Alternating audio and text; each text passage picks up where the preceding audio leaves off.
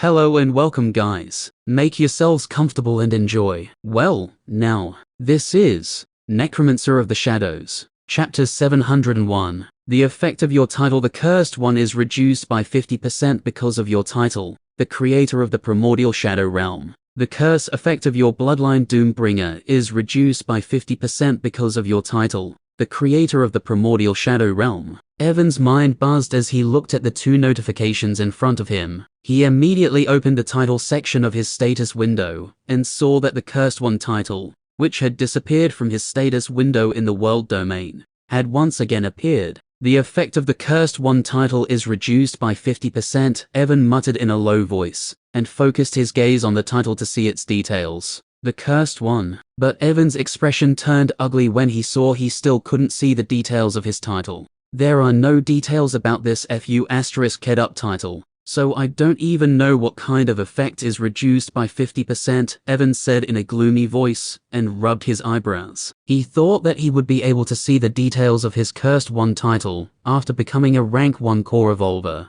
but looking at the question marks on his status window, he didn't know what to do. The only thing that he knows about this title is that it somehow negatively affects his emotions. He looked at the question marks for a few more seconds, and shook his head in a dejected manner. He looked at the second notification and was once again surprised. The curse effect of my bloodline, huh? Evan looked at his Doombringer bloodline, and its details appeared in front of him. Current effects of the Doombringer bloodline, partially awakened. The power of all shadow type skills increased by 20%. All of your attack type skills will now carry the essence of the Doombringer bloodline, and will have a 0.1% chance of triggering an instant death effect regardless of your target's rank. Because of the curse of Doombringer bloodline, your luck is reduced by 10%. Evan didn't see any changes in his bloodline, and it was still partially awakened, but when he finished reading, he noticed that his bloodline was reducing his luck by 10%. Previously, my bloodline was reducing my luck by 20%, but now it is 10%, Evan said in a deep voice, and fell into deep thought. Actually, he didn't know what this luck thing was, and how it affected his life, but he had a faint feeling that if his luck decreased too much, it would bring him a disaster. Hopefully nothing will happen in the future when my bloodline fully awakened, Evan said while sighing, and looked at the details of his title, the creator of the primordial shadow realm. Following are the effects of your title, the creator of the primordial shadow realm. 1. You can now use the primordial shadow energy. 2. You are immune to all curses and debuffs that are below the origin level. The effect of the origin level curses and debuffs will be reduced by 50%. Evan narrowed his eyes when he saw the details of his title. The two effects of his title were actually similar to the effect of his previous title, the ruler of the shadow realm. The only difference was that now, instead of shadow energy, he could use the primordial shadow energy, and the power of the second effect of his title increased even more. Previously, the second effect of his title couldn't protect him from the origin level curses and debuffs, but now, it could reduce the effect of origin level curses and debuffs by 50%. Since my title reduced the effect of the Cursed One title and curse of my bloodline by 50%, then doesn't it mean both of them are actually origin level curses? Evan said, looking at the second effect of his title. Looking at his title and the bloodline, Evan's face could not help but twitch. Now that I think about it, there seems to be many curses on me. The Cursed One title, the curse of my bloodline, and for some reason, even my new race Alpharan seems like a cursed race to me, Evan muttered in a strange voice, and didn't know what to think about his situation. He thought about his situation for a while and shook his head. Forget it. I will go insane if I think too much about it, he said, and looked at the other notifications. Your body is being refined by the primordial shadow energy. Evan raised an eyebrow when he saw this notification. According to the spirit of the Tower of Ascension, when a person becomes a rank 1 core evolver, his body would be refined by the world essence. But it seems instead of world essence, my body was refined by the primordial shadow energy, Evan muttered, feeling the surging power inside him. He looked at the other notifications as well and suddenly found something interesting. Your Monarch Core successfully evolved into Primordial Monarch Core. Your Primordial Monarch Core reached rank 1. Your physical and spiritual powers increased greatly because of increasing the rank of your core. Because of the increase in your spiritual power, You can break 2 soul seals placed on your soul. I can break 2 soul seals. Evan narrowed his eyes and looked at his soul, using his spiritual senses, which were countless times more powerful than before. When he looked at his soul, he once again saw tens of seals on his soul that he had seen after waking up in Naflium City. Chap 585. The 2 seals at the very bottom are cracked, Evan said, after noticing that among the seals that were placed on his soul, 2 seals were almost broken. If I break these 2 seals, I will definitely receive a few more memories. Evan looked at the 2 seals and thought about whether he should break these 2 soul seals or not. After thinking about everything, he decided to break the seals after leaving the Tower of Ascension. If I break the seals and become unconscious because of getting new memories, it would be dangerous for me, because I don't know how long I can stay in the Tower of Ascension. Evan was afraid that after breaking the soul seals he would become unconscious, and the tower would send him in that state to some random place in Utopia. So he decided to break the seals after going to Utopia. Chapter 702. After deciding to break the soul seals at a later time, Evan looked at the other notifications. You have received the unique skill, Shadow Vortex. Shadow Vortex has evolved into Abyssal Vortex because of the primordial shadow energy. You have received the skill, Shadow Mark. You have received class-specific skill, Shadow Sanctuary. Shadow Sanctuary has evolved into Shadow World because of the primordial shadow energy. You have received authority, Death Guardian. Evan looked at the notifications in front of him and his eyes gleamed. The primordial shadow energy can even evolve my skill, he muttered in an excited voice, and focused his gaze on the Abyssal Vortex skill. Just as focused his gaze on the skill, its details appeared in front of him. Abyssal Vortex, unique skill. Upon activation, conjures a swirling vortex of darkness, using the primordial shadow energy that absorbs and nullifies incoming attacks. The user can store the nullified attacks inside the Abyssal Vortex, and use them to attack their enemies. A skill that covers both offense and defense, Evan said, after reading the details of the skill and his lips arched upwards. The skills that cover both offense and defense aspects are very rare, and from the details of the Abyssal Vortex skill, Evan could tell that this was a top-grade skill, even among the skills that can cover both offense and defense aspects. I will have to test this skill to know how much attack power I can store inside this skill, Evan muttered, thinking about storing many attacks inside the Abyssal Vortex, so that he could use them in case of emergency to launch a surprise attack on his enemies. After the Abyssal Vortex, he looked at the details of the next skill, Shadow Mark. Shadow Mark. Using this skill, you can put a mark on your target's shadow. Using this mark, you can track the location of the targeted person, and can even hear their conversation if they are not far away from you. A spying skill. Evan raised an eyebrow after reading the details of the Shadow Mark skill,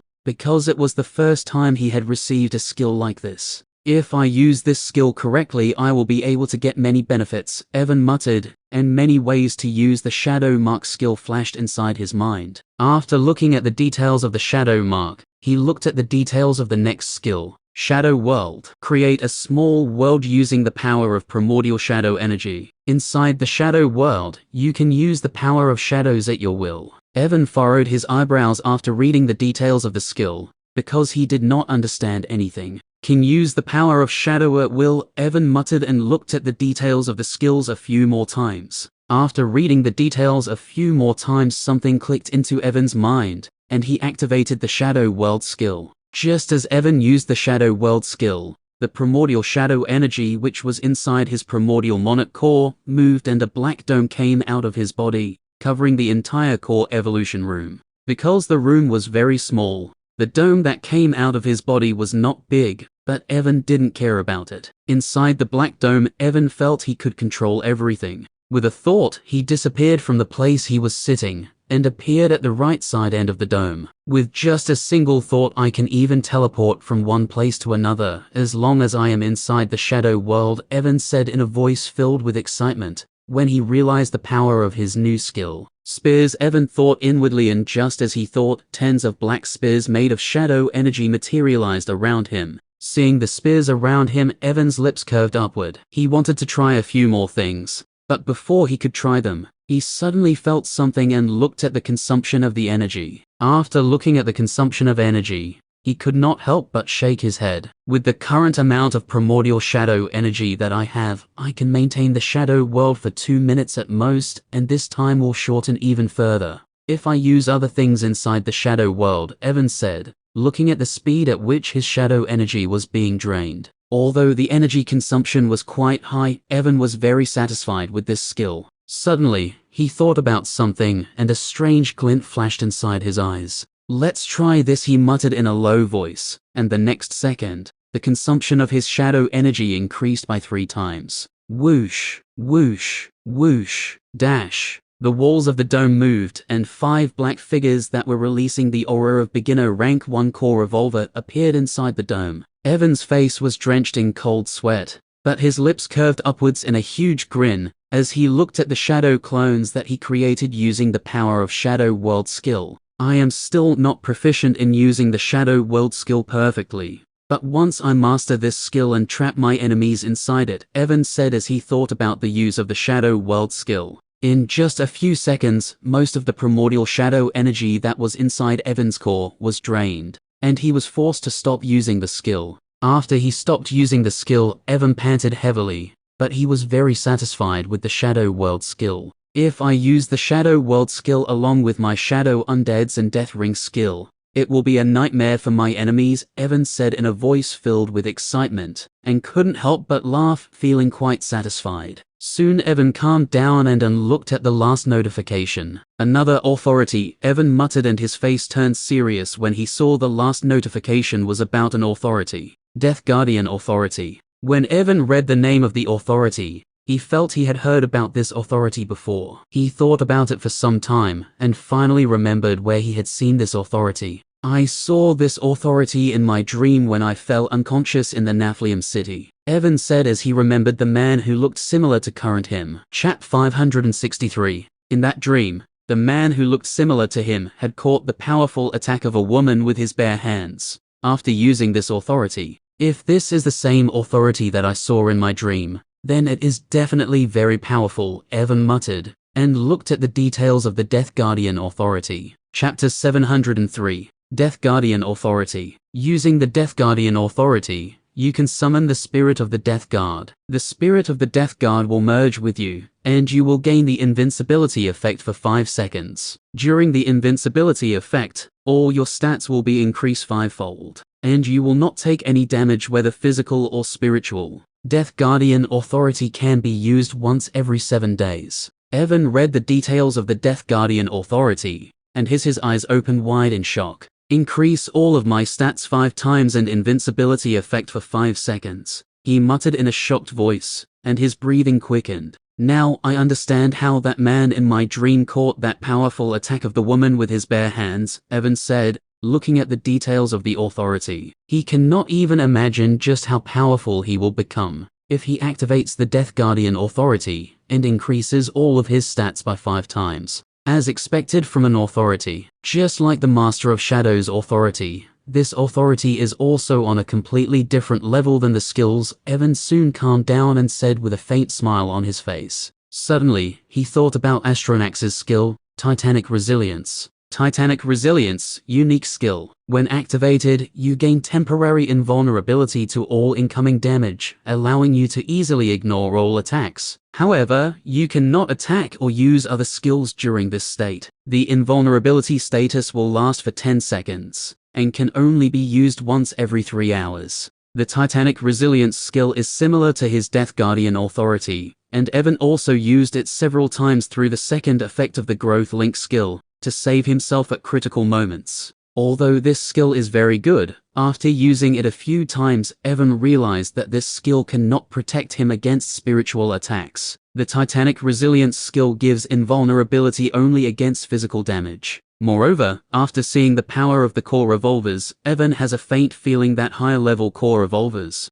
can break through the invulnerability effect of the Titanic Resilience skill if they use their full power. "Well, if I ever encounter a dangerous situation, I will use my authority and this skill at the same time," Evan muttered as his eyes gleamed with a strange light. "Who knows, I might receive an unexpected surprise if I use both of these things at the same time. After looking at the details of the Death Guardian Authority, Evan noticed there were no more notifications. But he did not stand up to leave the tower, because there were still a few more things that he needed to check before leaving. After confirming there were no other notifications, Evan looked at the details of his growth link skill to see if there was any change in it. And the moment he looked at the details of his growth link skill, his eyes opened wide in shock. When he looked at the details of the growth link skill, he saw that the second effect of his growth link skill had evolved, and now along with 3 skills, he can even take 1 authority from his shadow undeads.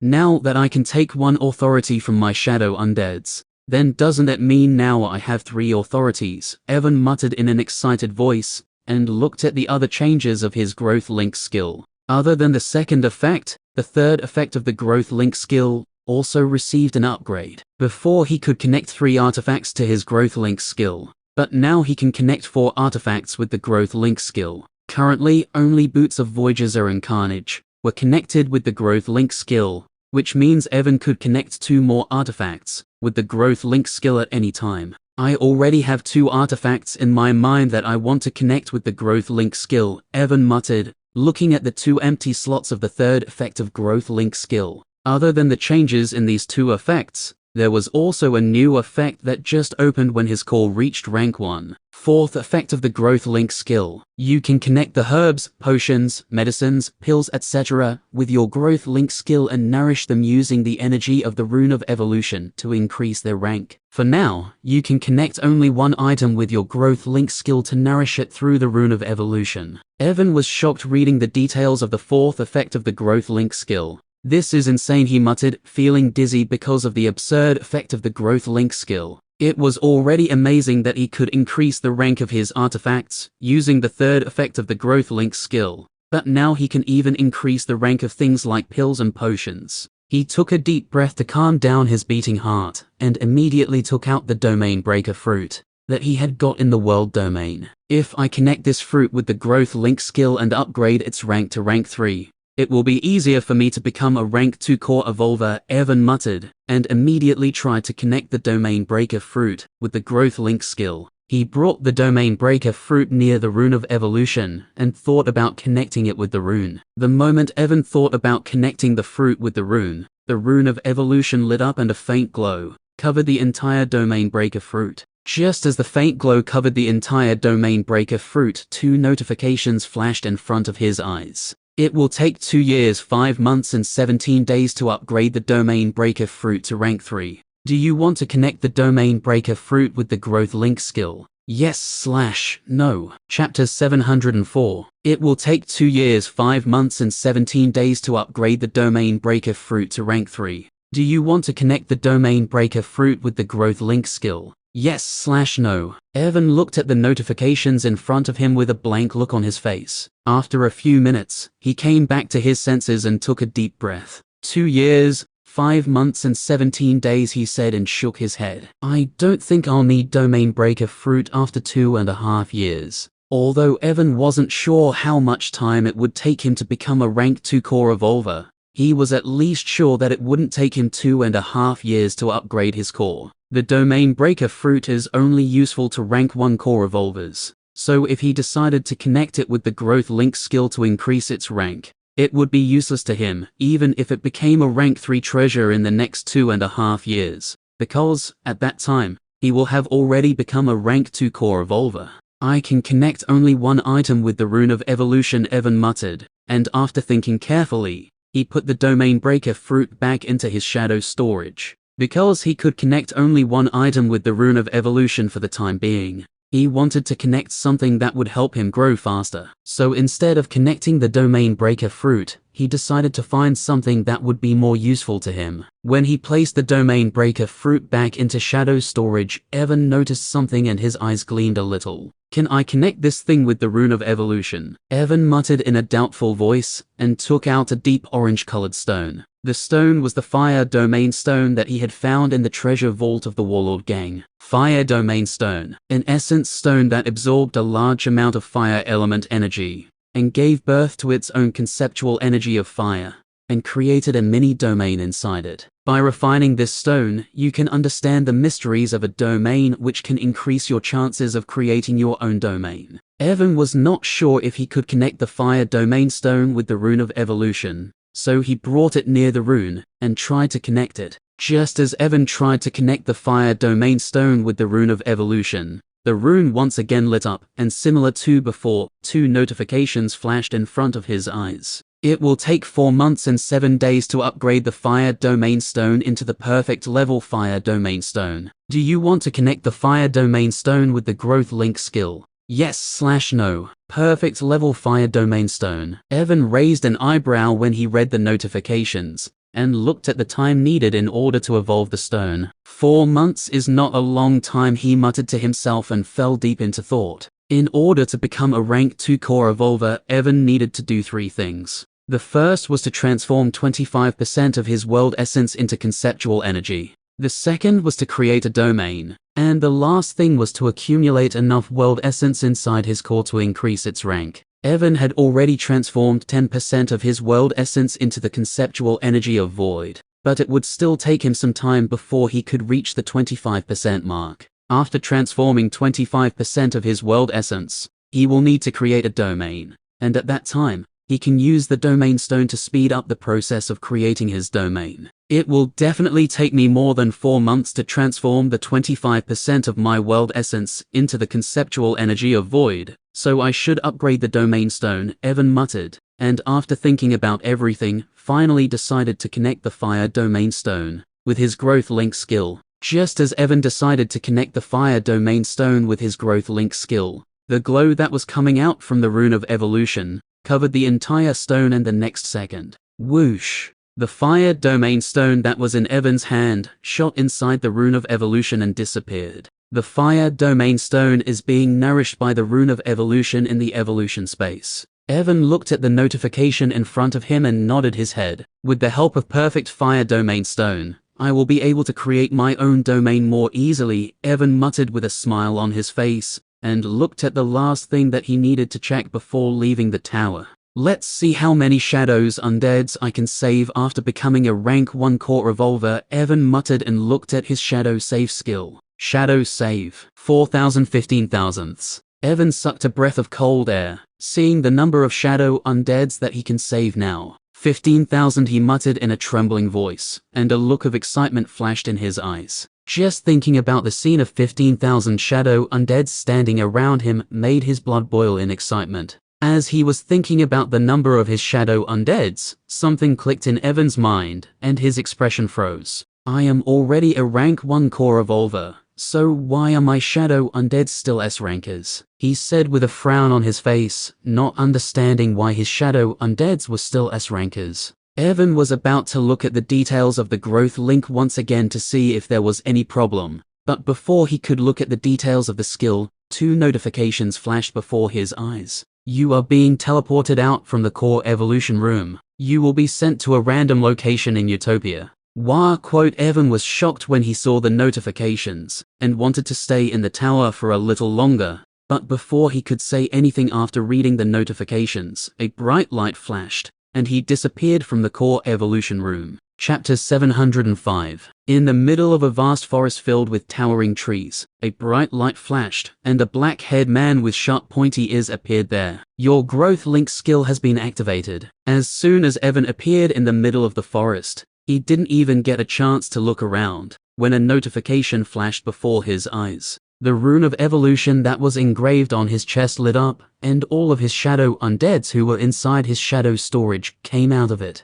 F***K, Evan could not help but curse when he realized all of his shadow undeads were going to evolve to rank 1. I need to hide the energy fluctuations of their evolution, Evan said in a panicked voice, and immediately used wind manipulation skill to create a barrier in an area of 5 kilometers around him. He was still not sure where he had been teleported to, and whether there was any danger around him. When he was teleported from the tower, he thought that the first thing he would do after arriving in Utopia was to hide his presence by using the Shadow Walk skill, but the evolution of his shadow undeads ruined his plan. I hope there is no one in this area, Evan said in a nervous voice, looking at the towering trees around him. Whoosh! Whoosh, whoosh, whoosh, whoosh, dash. Suddenly, powerful energy fluctuations erupted from all directions. Evan watched as all of his shadow undeads other than Asher started to evolve. Evan looked at the wind barrier that he had created, and hoped that it would be able to hide the energy fluctuations of their evolution. If there is anyone powerful nearby in this area, he would have already felt the space fluctuations when I arrived here, Evan muttered and looked at Asher. He took out a soul beacon from his shadow storage and gave it to him. Go in any random direction and drop it 3,000 kilometers away from here. Hearing Evan, Asher immediately left from there as he already knew what Evan was planning. I will immediately run away from here using the soul beacon skill. Once they finish their evolution, Evan muttered, looking at Asher who disappeared behind the towering trees. Once Asher left, Evan finally took the chance to look at his surroundings. He did not dare to use his spiritual senses here, as he was afraid that someone powerful would feel his spiritual senses and find out about him. This place looks like a rainforest, Evan said after looking around him for some time. The massive trees of the forest were reaching the sky and were draped in vines and epiphytes. The trunks of trees were adorned with different kinds of textures. The ground was damp and was covered with fallen leaves and the snake-like roots of the trees. Dense foliage forms were growing under the trees, and the air was heavy with humidity. When Evan looked towards the sky, he noticed that it was daytime, but because of the massive lush trees, the sunlight wasn't able to reach the ground, which is why his surroundings were dark. After looking at his surroundings, Evan looked at his shadow undeads and rubbed his eyebrows. Why do they have to evolve now? Couldn't they have evolved inside the tower? He muttered in a tired voice and took out a shirt from his shadow storage to wear as he was still bare-chested. After wearing his shirt, Evan waited for his shadow undeads to finish their evolution. But unlike their previous evolutions, where his shadow undeads usually evolved in less than a minute, this evolution was clearly special. The mana inside their bodies was turning into world essence, so even after 5 minutes, his shadow undeads did not finish their evolution. Suddenly, Evan noticed something, and his eyes opened wide in shock. He took a step forward and appeared in front of Elijah, who was still evolving. Elijah did not react when Evan appeared in front of her, and just stood in the same place without moving.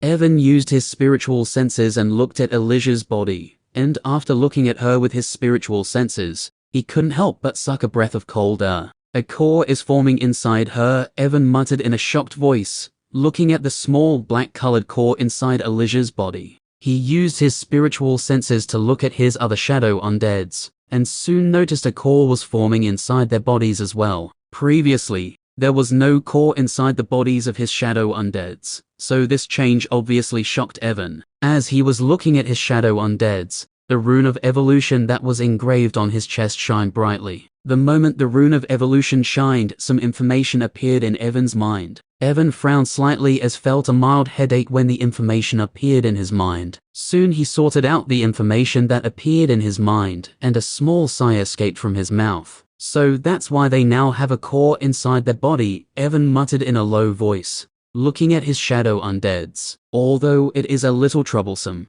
I think it is better this way because my shadow undeads will become more powerful in the future. His shadow undeads continued to evolve, and about 10 minutes later, all of his shadow undeads had a core inside their body. They are about to evolve. Evan narrowed his eyes the moment he saw that all of his shadow undeads now had a core. As his shadow undeads were about to evolve, Evan's expression changed because he suddenly lost his connection with Asher. Rumble. Before Evan could understand what happened to Asher, the towering trees started to shake and cold killing intent filled the forest. Evan, who was standing on the ground, felt a chill run down his spine as he could tell that the cold killing intent was locked on him. Chapter 706. Deep inside the dark forest, in a dark area, 2 deep green eyes suddenly opened and looked in a certain direction. Some people just triggered the formation, a man said in a cold voice, and strange black and white runes started to flash in his green eyes. The surrounding world essence shuddered and immense pressure filled the area. Strange runes continued to gleam in the man's green eyes, as if he was trying to see the mysteries of the world. Around 1 minute later, the eyes of the man returned to normal, and a look of confusion flashed inside them. I don't feel any danger, but at the same time I can't find anything about the people who triggered the formation, the man muttered in a strange voice. and continued to look in the direction where the formation was triggered. Ashley, after a moment, the man called out in a low voice. Just as the man called out, the space in front of him distorted and a woman appeared in front of him. The woman possessed an ethereal beauty. Her fair skin was adorned with a bark-like texture that harmonized with nature's hues. Cascading vines weaved through her light green hair, entwined with delicate blossoms that formed a captivating small crown on top of her head. She was wearing a green dress, and her deep red eyes were filled with wariness as she looked in the same direction the man was looking at. Just as the man called out, the space in front of him distorted and a woman appeared in front of him. The woman possessed an ethereal beauty. Her fair skin was adorned with a bark-like texture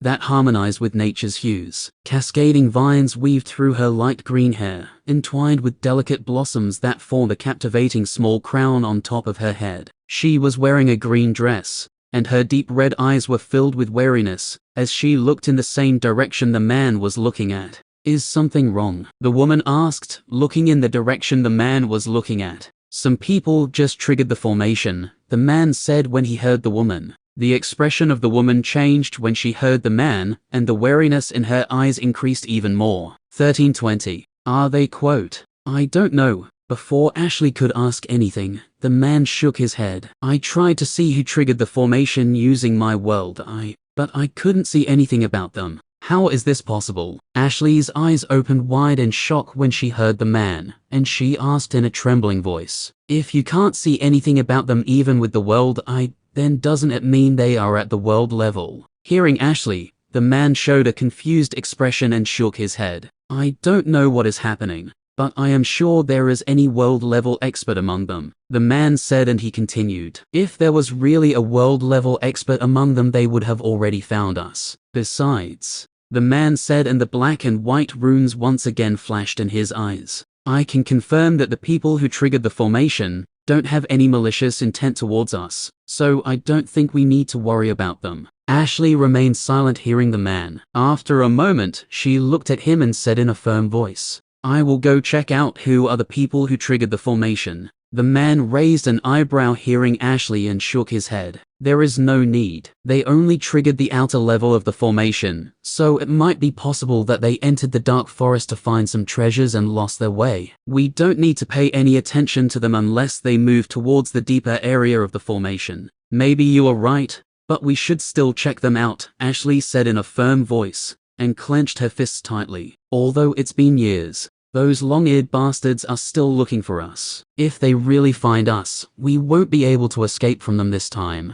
A complicated look flashed in the green eyes of the man when he heard Ashley, and a sigh escaped from his mouth. All right, but be careful. If you notice anything strange, run away from there quickly, he said in a serious voice. Don't worry, as long as there is no world-level expert, no one can stop me if I want to leave, Ashley said in a voice filled with confidence, and suddenly disappeared from the place. The man with green eyes once again sighed after Ashley left and looked at his right side. At the right end of the dark area, a small tree that was just 10 centimeters tall was glowing brightly. The tree was surrounded by a small formation made of thousands of different kinds of runes, and it was blocking the aura of the tree from leaking out. All around the tree, strange phenomena of the birth and destruction of countless worlds were occurring. Although the phenomena that were appearing were also covered by the formation, the man still felt his heart palpated as he looked at the small tree. I hope my guess is right, and there is nothing wrong with the people who triggered the formation, the man muttered in a low voice, and stopped looking at the tree. Far away from the place where the man was, the space of the surroundings suddenly disordered, and Ashley appeared there. Her red eyes tore through the veil of space, and she looked in the direction where Evan and his shadow undeads were. Even though Ashley was nearly 1,000 kilometers away from Evan's location, and there were countless towering trees between them, she was still able to see the wind barrier that he created. This wind barrier, Ashley narrowed her eyes when she noticed the barrier, as she could tell that someone was trying to hide something using it. Seeing the barrier, a sneer appeared on Ashley's face, and her red eyes flashed. The moment her eyes flashed, her vision penetrated the wind barrier. At first, Ashley was taken aback when she noticed thousands of black creatures inside the wind barrier, but she soon felt the heavy aura of death around them, and realized that all of them were actually undeads. Ashley was a little surprised when she realized they were undeads, but her expression froze when she saw Evan, who was standing with the shadow undeads. Looking at Evan's pointy ears, a cold look appeared on Ashley's face. "Sure enough, there really is a long-eared bastard," Ashley said in a voice filled with killing intent, but did not move towards Evan. Her red eyes flashed with strange light, and she looked at the surrounding area near him. "It doesn't look like there's anyone else there besides him," she said, and her lips arched upward into a cold smile. "Since this bastard dared to come here alone, I will make sure he stays here forever." Ashley pressed her feet to the ground and shot in the direction of the wind barrier like a meteorite. Her speed was so fast that all the towering trees of the surroundings were blown away. As she moved towards the barrier, she suddenly noticed a rank 1 undead, who was similar to the undeads she saw inside the wind barrier. Ashley's eyes flashed with coldness when she saw him, and while moving towards the barrier, she casually waved her hand in his direction. The moment Ashley waved her hand, the space around Asher disordered, and his body was torn apart by the Space Force. Chapter 707. Under the cold killing intent, Evan felt as if the area around him had turned into a muddy swamp, and it became hard for him to move his body. Bang, bang, bang. Because of the pressure of the killing intent, the towering trees of the forest exploded like balloons, and turned into wood ash that scattered into the air. The entire forest trembled, and spiderwebs like fishes appeared on the damp ground in an area of 10 kilometers. "What the FU*K is going on?" Evan screamed inwardly as he couldn't even open his mouth under the pressure. "You elf bastard! How dare you come here?" While Evan was wondering what was happening, a cold voice came from behind him that sent shivers down his spine. "Elf bastard." Evan's eyes opened wide in shock when he heard the voice,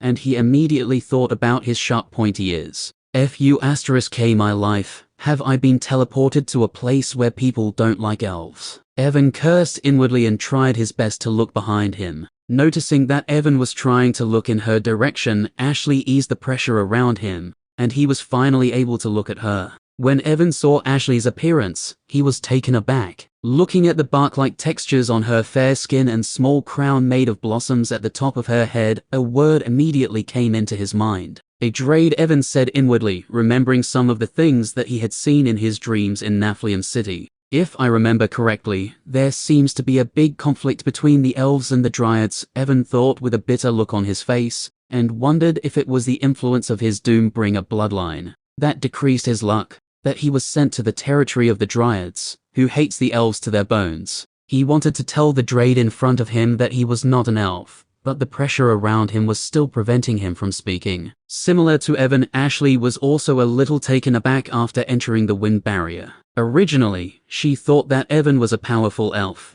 which is why he had so many rank 1 undeads under his command. But when she arrived here, she noticed that he was just a newly promoted rank 1 core evolver. Although he seemed to be far stronger than a rank 1 core evolver, it was still nothing in her eyes. Moreover, although Evan looked like an elf, the aura around him was completely different from them. Instead of the aura of elves, the aura around Evan resembled that of demons. Although she was slightly puzzled, Ashley's face didn't change much. In her eyes, although Evan was somewhat different, he was still an elf who had come to the Dark Forest in search of the last settlement of dryads. "Speak. How did you manage to enter this area of the Dark Forest with your pitiful strength?" she asked in a cold voice, and the pressure around Evan decreased a lot, giving him back his ability to speak. Hearing Ashley's question, Evan's mind raced, and he thought about what he should say. Unless it was necessary, he did not want to reveal that he came here using the Tower of Ascension,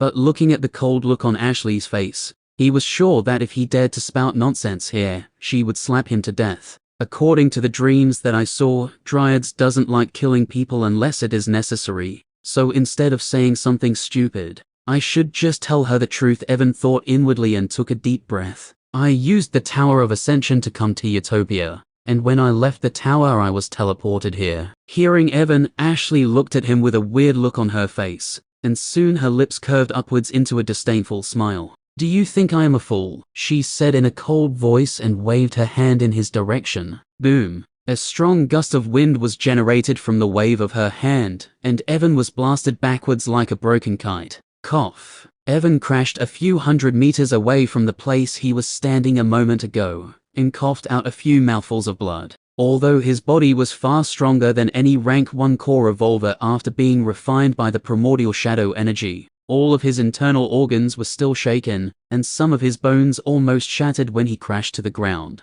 F***K, just how powerful is this woman? Evan cursed inwardly and tried to stand up with a shocked look on his face. This area is surrounded by the space ceiling formation that I created myself, and it is impossible for anyone to come here through teleportation. While trying to stand up, Evan heard Ashley's voice. I will give you one more chance. Speak. How did you manage to enter this area when you are just a rank 1 core evolver?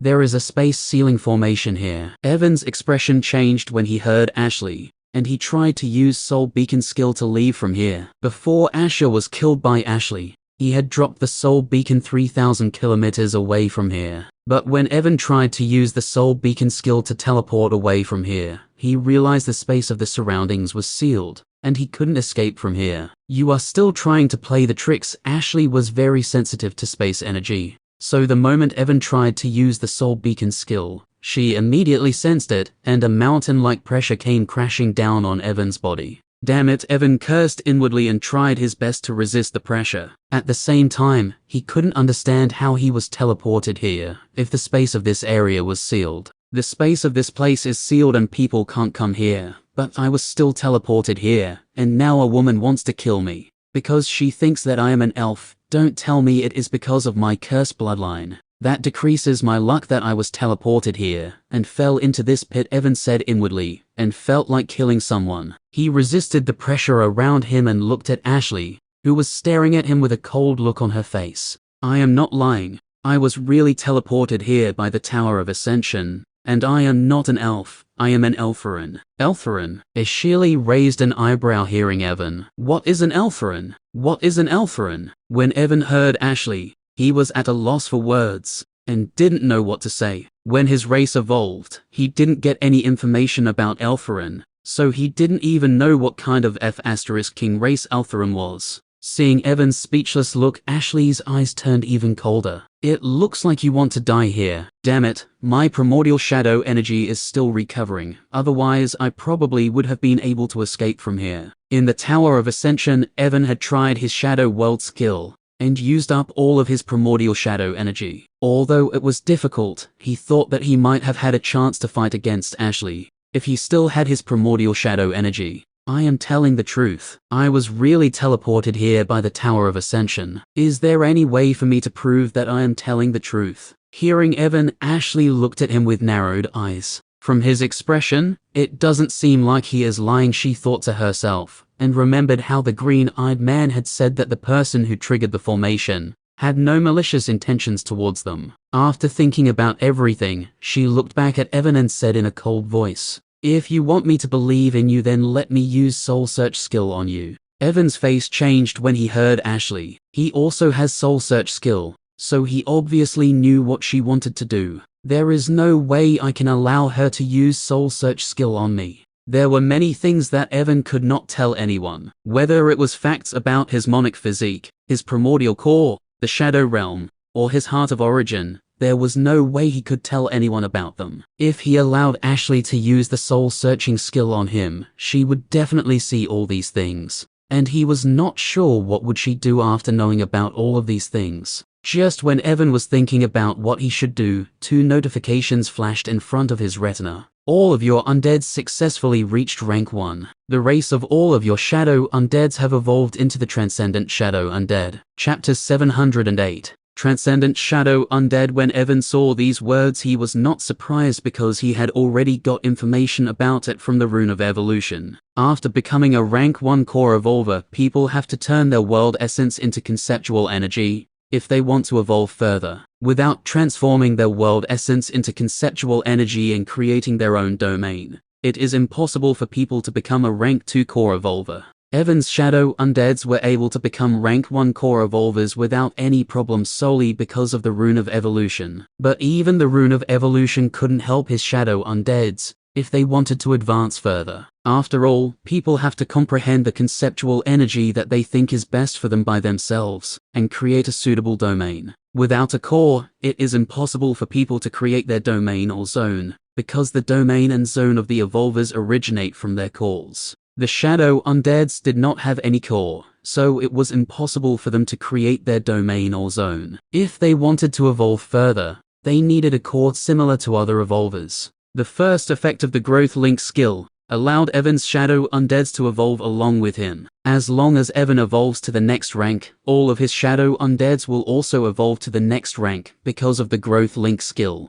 But after becoming a rank 1 core evolver, it was impossible for the Shadow Undeads to continue to evolve along with Evan. Even the growth link skill couldn't change the fact that people need to create their domain and turn their world essence into conceptual energy if they want to advance further after becoming a core evolver. Since the first effect of the growth link skill couldn't help his Shadow Undeads to evolve further, the Rune of Evolution evolved the race of his Shadow Undeads to Transcendent Shadow Undead and created a core inside their body. The Transcendent Shadow Undeads can be said to be a new race created by the Rune of Evolution, a race that never existed before. With the evolution of their race, now Evan's Shadow Undeads can comprehend the conceptual energy and create a domain using the core that appeared in their body and continue to evolve further. Once all of Evan's Shadow Undeads evolved to rank 1 and their race changed, the first effect of the growth link skill also changed. First effect of the growth link skill. Under the effect of the growth link skill,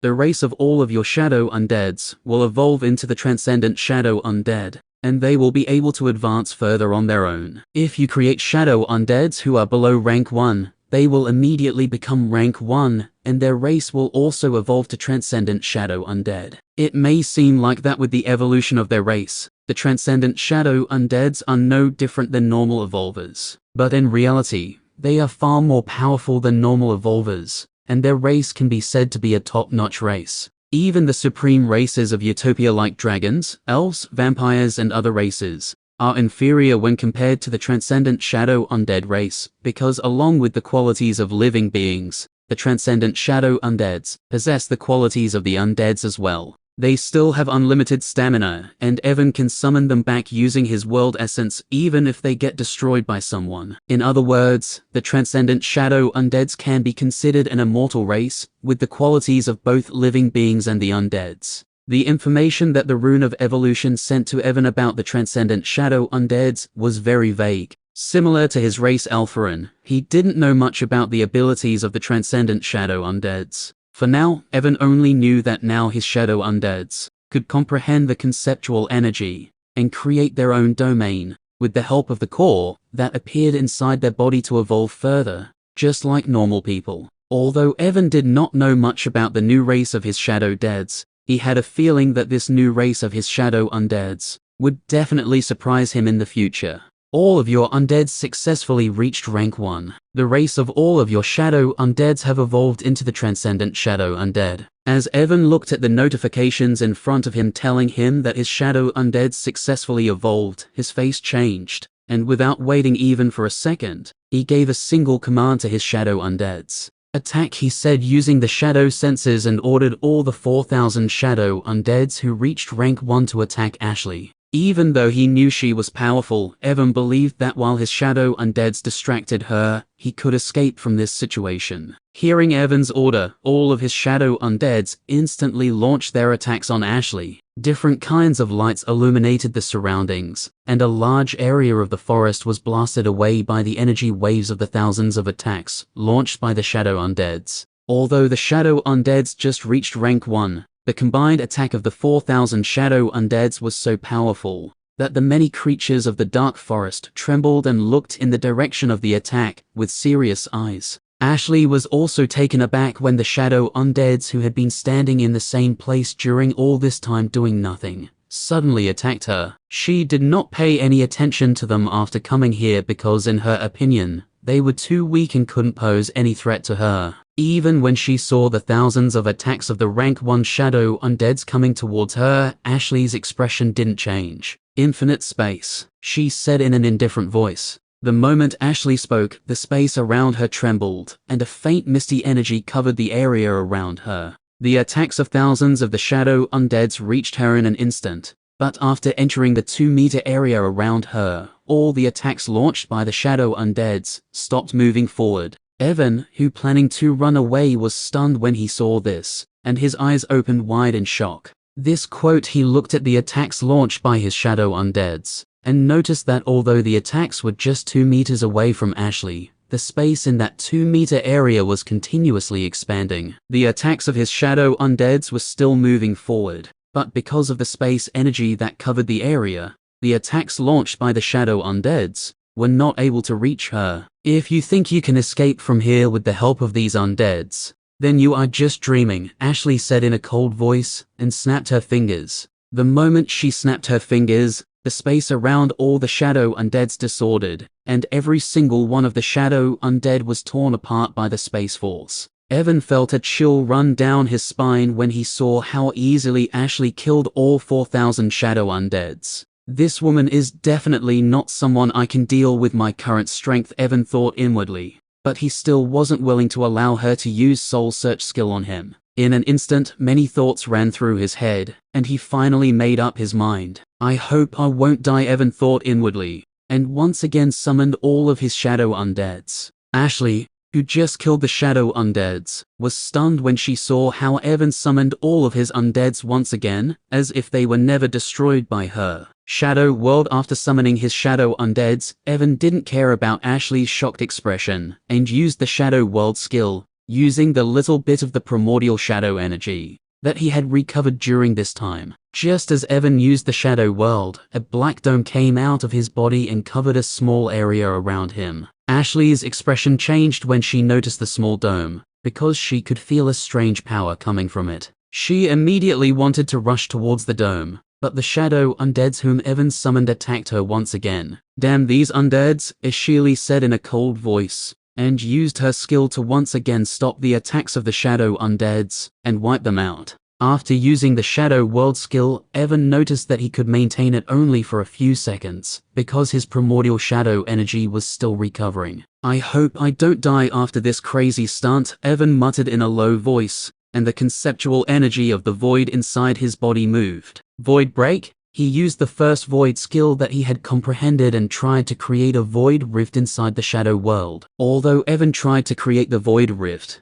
it was not easy, because the space of the surroundings was sealed, under the effect of the space ceiling formation that Ashley mentioned earlier. Evan already expected that it wouldn't be easy for him to create a void rift under the effect of the space ceiling formation, so he used his control over the Shadow World and tried to decrease the effect of space ceiling formation. The small amount of primordial shadow energy that Evan had was quickly consumed, but under the effect of the Shadow World, the power of the space ceiling formation decreased a lot, and a small void rift appeared there. Crack. The moment the void rift appeared, the Shadow World started to crack because Evan had used up all of his primordial shadow energy. Looking at the small void rift that looked like the mouth of an abyssal beast, Evan hesitated a little. Crack, crack. But looking at the Shadow World that was about to collapse, Evan gritted his teeth and jumped inside the rift. Crack, cracked. The moment Evan jumped inside, the Shadow World collapsed, and the void rift immediately closed under the effect of the space ceiling formation. Ashley also killed all the shadow undeads in this short period of time, but her expression turned ugly when she saw Evan escape inside a void rift. She immediately appeared at the place where the void rift was a second ago. Her deep red eyes flashed, and powerful space ripples started to come out of her body. Although she was extremely shocked that Evan somehow managed to create a void rift under the effect of the space ceiling formation, she quickly calmed down and tried to search for him using her knowledge of space energy. I can't allow him to escape, otherwise he might spread the news about a location, Ashley said in a serious tone, and the space energy emanating from her body spread throughout the nearby void. Chapter 709. Damn it, inside the void space, Evan felt as if he was sinking into a muddy swamp, without being able to control his body. The void space was filled with turbulent energy, and the space was very chaotic. The biggest threat inside the void space was the space storms, which could rip apart even a disaster-class existence if trapped inside. Evan had never been inside void space, but he was aware of the space storms of void space, due to using his void study skills several times in the past. This turbulent energy is far stronger than I thought, Evan said, while gritting his teeth as the turbulent energy of the void space ripped apart his skin. I need to use my void energy to counter this energy flow. Although Evan was bleeding from all over due to the turbulent energy waves, his mind was very calm. Earlier, when he used the Void Break skill to open the Void Crack, he had used up about 60% of his Void energy, and now he had a very small amount of Void energy left. I hope my remaining Void energy will last until I get out of here, Evan thought inwardly, and the Void energy that was inside his primordial monarch core moved. Soon a faint layer of deep purple energy appeared around his body. The moment the faint layer of the Void energy appeared around Evan's body, the turbulent energy flow of the void space that was ripping apart his body started to avoid him. Seeing the void energy was able to protect him, Evan sighed in relief and finally calmed down. F***K, that spirit of the Tower of Ascension. I helped it by solving that eldritch creature's problem, but it sent me to a place where a powerful lunatic woman wants to kill me, because she thinks I'm an elf. Evan cursed while rubbing his eyebrows, and felt like going back to the world domain, using his title the owner of the Eldoria city, and give that spirit a piece of his mind. The void space was completely dark and there was nothing inside it. Evan cursed the spirit of the tower for a few minutes before he looked around him. It is a good thing there is no space storm in this area of the void, otherwise I would have to return to the world domain, using the power of my title, owner of the Eldoria city. Evan glanced at the faint layer of the void energy around him, and noticed that since he was just covering his body with the energy, the consumption was not high, and his remaining void energy could last for about 2 or 3 hours, before he would run out of the void energy. That woman was simply overpowered. If I am not wrong, all of her stats were definitely higher than 500, Evan muttered in a low voice, looking at his own status window. Name: Evan. Rank: Beginner level, rank 1 core evolver. Bloodline: Doombringer, partially awakened. Strength: 38. Agility: 35. Endurance: 40. World Essence: 40. Stamina: 40. Intelligence: 35. Primordial Shadow Energy: 40. Current understanding of the conceptual energy of void: 10.001%. Skills: Shadow Walk, Shadow Storage, Dimensional Shadow Bullet, Ice Chains, Wind Manipulation, Mind Suppression, Shadow Shrouding Wings, Temporal Velocity, Energy Devouring, Thunder Tempest, Flicker Step, Sonic Resonance, Ember Vitality, Regeneration, Mid-Level Poison Resistance, Bloodlust, Death Ring, Ice Spear, Wind Walk, Summon Lick, Soul Beacon, Soul Severance, Fireball, Blinding Light, Lightning Arrow, Gaze of Monarch, Psychic Soul Realm Shadow Mark New, Abyssal Vortex, New. Physique: Shadow Monarch Physique. Title: Rule Breaker, Creator of the Primordial Shadow Realm. The Cursed One, Owner of the Eldoria City. Class: Shadow Necromancer. Class Skills: Shadow Resurrection, Shadow Save, Shadow Senses, Shadow Possession, Shadow Nails, Death Transfer, Growth Link, Soul Absorption, Soul Fusion, Shadow Clone, Shadow World. New. Authorities: Master of Shadows, Death Guardian. After he became a rank 1 core evolver, Evan's status window completely changed. At first, Evan was not sure about his power level after seeing this new status window, but using the second effect of the Growth Link skill, Evan looked at Asher's status window, who was at the peak of the rank 1, and finally realized just how ridiculous his stats were for a newly promoted rank 1 core evolver. Name: Asher. Rank: Peak of the rank 1 core evolver.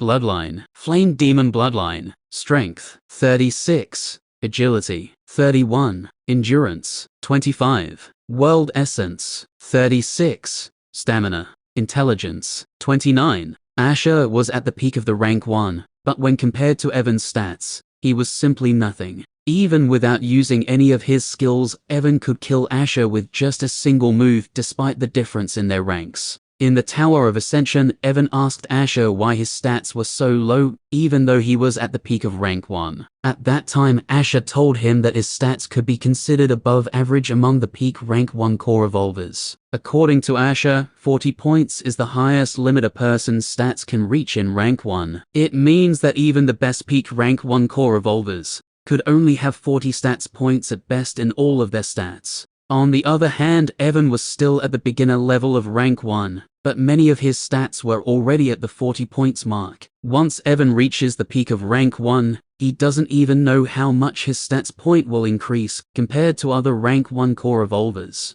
just from the fact that many of his stats were already comparable to the best peak rank 1 core evolvers, even though he was at the beginner level. It could be said that his primordial monarch core was simply overpowered. But even with his high stats, Evan felt that he couldn't beat Ashili. I thought about using my Death Guardian authority to increase all of my stats by 5-fold to fight against her, but my gut feeling told me that it was a bad idea, Evan muttered to himself, thinking about how all 4,000 of his shadow undeads were killed by Ashley, just by the snap of her fingers. Although he was not sure, Evan had a feeling that the woman who attacked him was definitely a top powerhouse of Utopia. My luck is really rotten, Evan sighed inwardly, feeling gloomy that a powerful person is chasing after him for no reason. But he soon stopped thinking about it, and closed his status window. The space in this area is very chaotic. I need to find a place where the space is stable, so that I can open a safe void rift to leave the void space, Evan muttered to himself after closing the status window and looked around him. He sensed the flow of the turbulent energy around him using his spiritual senses. His spiritual senses were also infused with the void energy,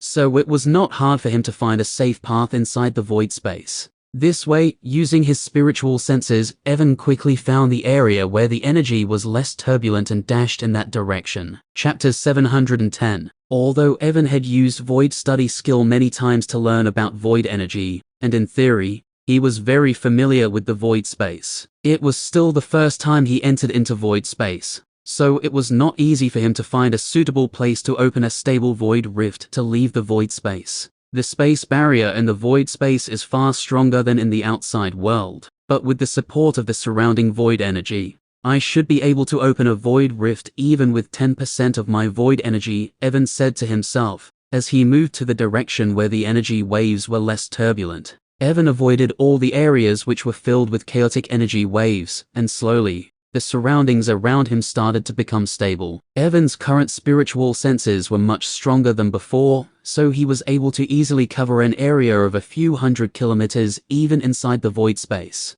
If this place had not been filled with such turbulent energy, perhaps I would have been able to cover an area of 2,000 or 3,000 kilometers, using my spiritual senses. Evan thought inwardly and continued to move forward. After a few minutes, Evan suddenly felt something and looked far to his right. To his right side, a few hundred kilometers away from him, Evan could feel a large amount of turbulent energy was gathering at the same place.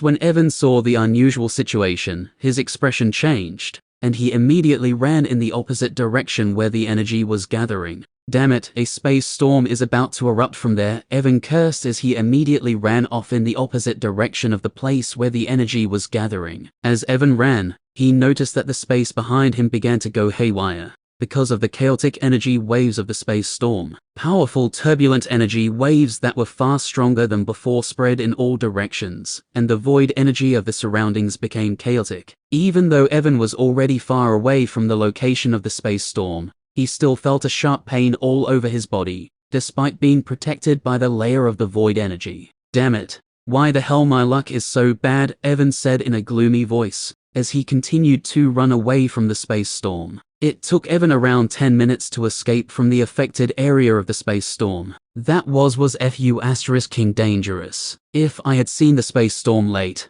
I might have been torn apart by the energy waves, Evan said in a slightly fearful voice, and sighed in relief, after escaping from the space storm without suffering any major injuries. I need to escape from here before I get caught inside another space storm. Evan once again used his spiritual senses to search for the direction where the energy waves were less turbulent. After looking around for a minute, Evan suddenly noticed something, and his expression turned strange. What is that thing? He asked himself and moved in a straight direction. A few minutes later, he stopped moving and raised an eyebrow, when he saw a small purple-colored stone floating in the middle of the void space. The stone was just 2 centimeters big, and was absorbing the surrounding void energy. It is the first time I have seen something inside the void space, Evan said, and used his spiritual senses to scan the small stone. After scanning the stone a few times, Evan didn't feel any danger from it. It doesn't seem like anything dangerous.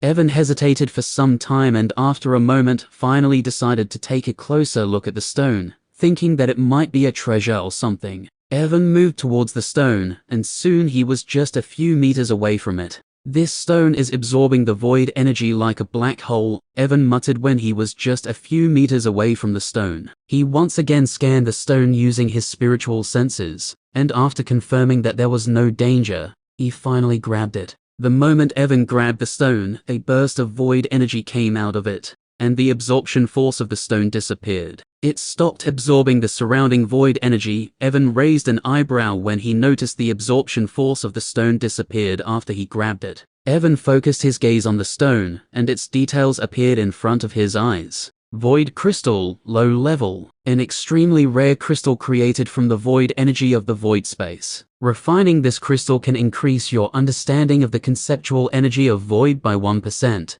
This quote, Evan's eyes opened wide in shock after reading the details of the void crystal. He took a few deep breaths to calm down his fast-beating heart, and looked at the small crystal in his hand with burning eyes. 1% may seem like nothing much, but it was a big deal for Evan, because he had to work his ass off for a few days without any rest to increase his understanding of void energy by 1%. But if he refined this small stone, he would be able to increase his understanding of the void energy by 1% without doing anything. If I get a few more void crystals, I will easily be able to reach the 25% mark and create my own domain, Evan said in a voice filled with excitement, and thought about looking around to search for more void crystals. Suddenly, something clicked in Evan's mind and looked at the details of the void crystal once again. This is a low-level void crystal, Evan muttered and narrowed his eyes as many thoughts flashed inside his head. If even the low-level crystal can increase my understanding by 1%,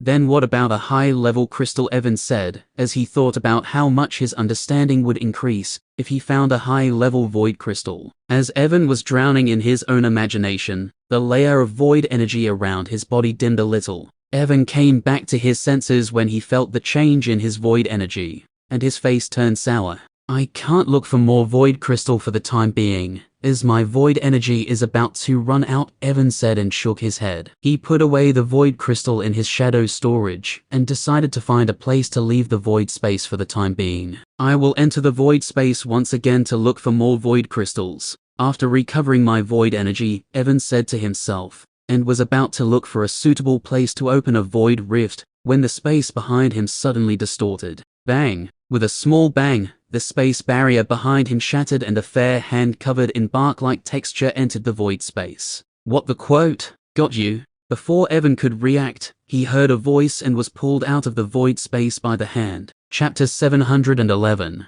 Got you? Evan heard Ashley's voice, and before he could react, he was caught by her. Damn it, Evan tried to break free from Ashley's grip, but she was too strong, and easily pulled him out of the void space. After pulling him out, Ashley swung her hand and threw him towards the ground. Although she did not use much force when throwing him, Evan still felt pain all over his body after crashing to the ground. Did you seriously think you could escape? Evan heard Ashley's voice and saw her looking at him with a sneer on her face. I really want to crush this bitch's face, Evan thought inwardly, when he saw the sneer on Ashley's face. But he knew that his current power was not enough. In fact, just now when Ashley threw him, Evan felt that she had not used even 1% of her strength. But he was still smashed to the ground without being able to do anything. From this point, Evan can estimate that all of Ashley's stat points should be above 1,000. F***K, do I really need to use my title to escape from here? Evan's mind raced, and he tried to find a solution to escape from the current situation.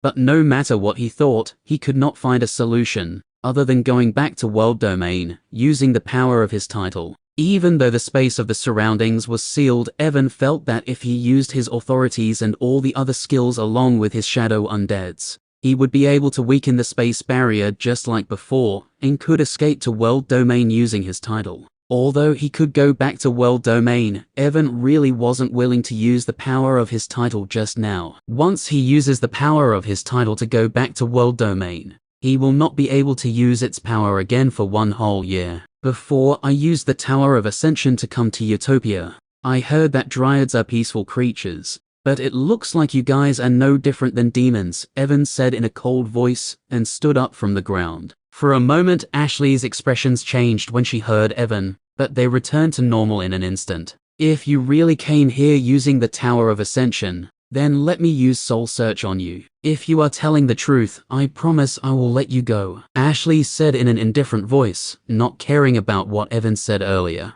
Evan's expression turned ugly when he heard Ashley. Although he could feel that she was telling the truth, that she would let him go after using the soul search skill, Evan knew that this thing might change once she found out about his primordial monarch core and other things. "Do I really have to go back to world domain?" Evan thought with a reluctant expression on his face. Seeing Evan's expression, Ashley could guess what he was thinking, so she said in a calm voice, "You don't need to worry about anything. You're just a rank 1 core evolver, so even if you have some secrets, they are of no importance to me." When Evan heard Ashley, he wanted to show her a middle finger, but he did not do so because he was afraid that if he did something like that, she would attack him directly. It seems the only way to escape from this situation is to go back to world domain. Evan sighed inwardly and decided to beat the **T out of the spirit of the Tower of Ascension after going back to world domain. "Come quote, bring him to Sanctuary, Ashley." Evan was about to summon his shadow undeads and use his Death Guardian authority, but before he could summon them, a heavy voice resounded in the surroundings. Evan was stunned when he heard the voice and looked around him to search for the person who had just spoken, but he wasn't able to find anyone. Ashley's expression also changed when she heard the voice, and she looked towards the deeper area of the forest. "Are you stupid? Do you want me to bring an outsider inside the sanctuary?" Ashley asked in an anger-filled voice. "I already told you that he has no malicious intentions towards us, so why are you making things difficult for him?" "What do you mean he has no ill intentions towards us? He's also one of those long-eared bastards. Do you think he is here to take a stroll?" "I told you I am not an elf," Evan said when he heard Ashley. "Do you think I am stupid? Those long ears are screaming that you are unquote." "He is telling the truth, Ashley. He is not an elf." Before Ashley could finish speaking, the voice once again resounded. "Huh!" Ashley was stunned to hear the voice. Evan was also stunned because he did not expect that the person who was speaking would believe him. Who is this guy? Evan thought inwardly, and did not know why this guy was trying to help him. "What do you mean he is not an elf?" Ashley asked after a moment of silence. Sigh. The person who was speaking sighed loudly and spoke once again. "Just bring him to Sanctuary. I will explain everything to you later. But quote, do you think I would do something that would harm a people?" Ashley turned silent when she heard this. "All right, I will bring him to the sanctuary," she said after a moment. The person who was speaking did not say anything hearing Ashley, and his presence disappeared from the surroundings. Ashley stood in the same place for some time, after the presence of the person who was speaking disappeared. After some time, she looked at Evan with hesitation-filled eyes and sighed loudly. "Who is the person who was speaking earlier?" Evan asked in a doubtful voice. "I hope he is not mistaken about this guy." Ashley did not answer Evan's question and waved her hand. "What the quote?" Just as she waved her hand, space ripples covered Evan's body, and before he could react, he disappeared from there along with Ashley. Chapter 712. In the deeper area of the dark forest, a bright light flashed and Evan and Ashley appeared there. Evan was still on guard against Ashley and the person who spoke earlier, so after appearing there, he immediately looked around him with a cautious expression on his face. But after looking around him, Evan was stunned because he did not see any sanctuary that the man talked about earlier. Instead of the sanctuary, he just saw another area of the forest that was filled with towering trees. What is she scheming now? Evan looked at Ashley with a suspicious look on his face, and was ready to use his title to escape from there if she tried anything strange. Ashley did not care about Evan's suspicious look, and walked towards one of the towering trees that were around them. After coming in front of a particular tree, Ashley pressed her hand on it, and infused her space force inside it. For the first few seconds, nothing happened, but Evan's expression soon changed as he noticed strange energy ripples begin to emanate from the tree. These energy ripples, Evan muttered in a low voice, and soon in front of his eyes, a silver colored portal opened in the middle part of the tree. "Come with me," Ashley said in a plain voice and entered the portal. From her voice, it was obvious that she was still wary of him. Should I escape? Evan thought inwardly when he saw Ashley go inside the portal, and it was his best chance if he wanted to escape. But after thinking about everything for a moment, he sighed inwardly and walked towards the portal. That lunatic woman even pulled me out of the void space, so unless I use the power of owner of the Eldoria city title to back to world domain, I don't think I can escape from her, Evan said to himself and stopped in front of the portal. After stopping in front of the portal, he hesitated a little, but eventually took a step forward and disappeared inside the portal. As soon as Evan entered the portal, the silver-colored portal closed, and the huge tree in which the portal opened turned into wooden ash and scattered in the wind. Upon entering the portal, Evan immediately felt the changes in his surroundings, and soon found himself standing on top of a huge mountain. Looking in front of him from the top of the mountain, Evan saw lush greenery that stretched as far as his eye could see. A river was flowing in the middle of the lush greenery, and the surroundings were filled with rich world essence. When Evan was in the dark forest, he already noticed that the density of the world essence in Utopia was tens of times higher than the world domain. But here in this area, the density of the world essence was even higher than the outside, and even without doing anything, his primordial monic core was absorbing the world essence on its own, moving towards the middle level of the rank 1. What is this place? Evan muttered in a dazed voice, feeling that he was in paradise. Ashley glanced at Evan with a strange expression on her face, feeling she was looking at a country bumpkin. Maybe he really just came to Utopia using the Tower of Ascension, which is why he is surprised to feel the density of the world essence. Ashley thought inwardly, but she was still not convinced because she couldn't understand how he was able to come here, despite the restriction of the space ceiling formation. Forget it. I have a feeling that that old man knew something, which is why he told me to bring this guy here, Ashley thought, and narrowed her eyes. Let's see, what is he hiding from me? While Evan was baffled because of the density of the world essence in the surroundings, Ashley waved her hand. Just as she waved her hand, space ripples covered Evan's body. Evan came back to his senses when his body was engulfed in space energy,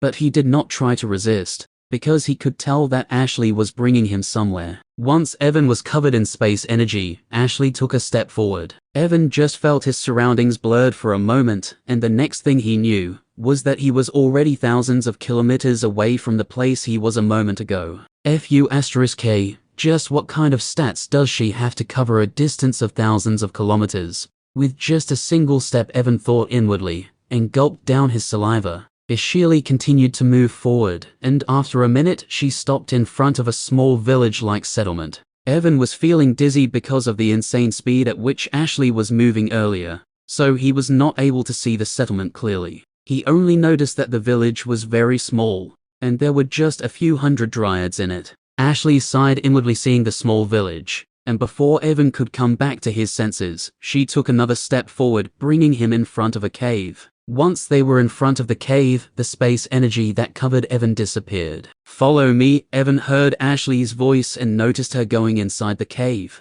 "Damn, give me a break," Evan cursed inwardly and followed her while still feeling a little dizzy, because of the speed at which he was brought here. The cave was very wide, and its ceiling was also about 100 meters high. As Evan followed Ashley, he suddenly started feeling strange. He did not know why, but as he went deeper into the cave, he felt as if something inside his soul was reacting. What is this strange feeling? Evan thought to himself with a confused expression on his face. Ashley continued walking inside the cave, and after about 5 minutes she suddenly stopped. "So, why did you ask me to bring him here?" She looked at the dark area of the cave in front of her, and asked in a slightly cold voice. The moment Ashley finished speaking, 2 deep green eyes opened in the dark area of the cave, and a powerful pressure engulfed the surroundings. Feeling the powerful pressure, Ashley's expression did not change, and she continued to look at the 2 green eyes. On the other hand, when the 2 green eyes opened, Evan did not care about them, as his eyes were fixed on a different part of the dark area,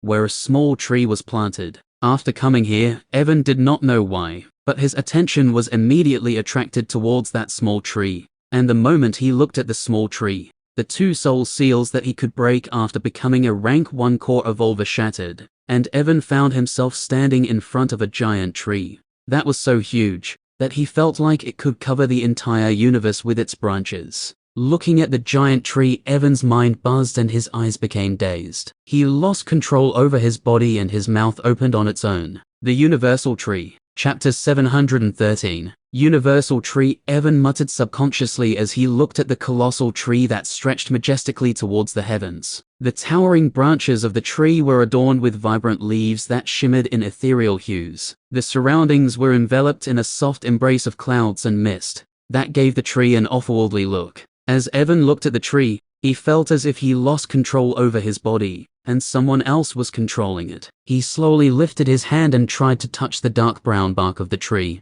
But before he could touch the tree, tap, tap, Evan heard the sound of the footsteps, and he regained control of his body. His hand that he lifted earlier froze in mid-air, and he quickly backed away from the tree. What the hell is going on? Evan asked in a baffled voice, looking around in confusion. He couldn't understand how he ended up in such a strange place. He remembered that he entered the cave with Ashley and saw a small tree inside it, but after looking at the small tree, he somehow ended up in this place. Did that bitch use a skill to teleport me here? Evan muttered with a frown on his face, thinking that Ashley had teleported him here using her skill. Tap, tap. While Evan was thinking about how he ended up in this strange place, the sound of the footsteps that he had heard earlier once again sounded. Hearing the sound of the footsteps, Evan quickly turned around and looked behind him, and the moment he looked behind him, his eyes nearly popped out of their sockets. "You," Evan said in a shocked voice as he saw a man with sharp pointy ears, whose face was almost identical to his, walking towards him. The only difference that Evan could see between himself and the man was that the man's eyes were completely emotionless, and the look on his face was indifferent to the point that it looked unnatural. The man with sharp pointy ears was obviously the same person whom Evan had seen many times in his dreams. "How did you Evan wanted to ask the man how he came to this place, but his words became lodged in his throat as the man continued to move forward and pass through his body, as if he were non-existent. Seeing the man pass through his body, Evan was stunned and looked at himself with a baffled expression on his face. Only when he looked at his body did Evan realize that his body was completely ethereal, and he was not here with his real body. Evan looked at the strange condition of his body for a few seconds, and finally understood what was happening. "After entering the cave, I was sensing a strange feeling from my soul," Evan muttered in a low voice. "At that time, I didn't understand what was happening, but looking at my current situation, I think that strange feeling was coming from the 2 soul seals that became weak after I reached rank 1, Evan said, and looked at the man who was walking towards the giant tree. "It seems for some reason those 2 soul seals shattered after I entered the cave, and I am currently seeing some of the memory fragments of those soul seals." The man with sharp pointy ears continued to move forward and stopped a few meters away from the huge tree. In the past, Evan did not notice this, but now that he looked at the man closely, he could feel a demonic aura around him. "This demonic aura is similar to the aura that surrounds my body after I evolved into the Elthran," Evan thought inwardly as he looked at the man. After stopping in front of the giant tree, the man opened his mouth and said something. Although Evan saw the man opening his mouth, he wasn't able to hear what he said. Rumble. The moment the man finished speaking, the colossal tree started to shake. Whoosh. The next second, a bright green light burst forth from the tree in all directions. The light was so intense that Evan was forced to close his eyes. After a moment, when the light disappeared and Evan opened his eyes, he was stunned because he saw a stunning woman with flowing green hair, dressed in an elegant green gown floating in front of the giant tree. The woman had mesmerizing green eyes, and there was a regal crown on top of her head. This woman, Evan narrowed his eyes when he saw the woman because he felt as if the aura around her was very similar to the aura that he had felt around the spirit of the Tower of Ascension. "She must be the spirit of this colossal universal tree," Evan said in a low voice, looking at the stunning woman who had a fearful look on her stunning face. "You know what to do, right?" The man, who looked similar to Evan, did not care about the fearful look of the spirit and asked in a plain voice, "Why, you are crazy. Do you think you'll be able to get away after doing all this?" The spirit of the tree asked in a trembling voice, with a fearful look on her face. The man's expression remained indifferent, hearing the spirit of the tree.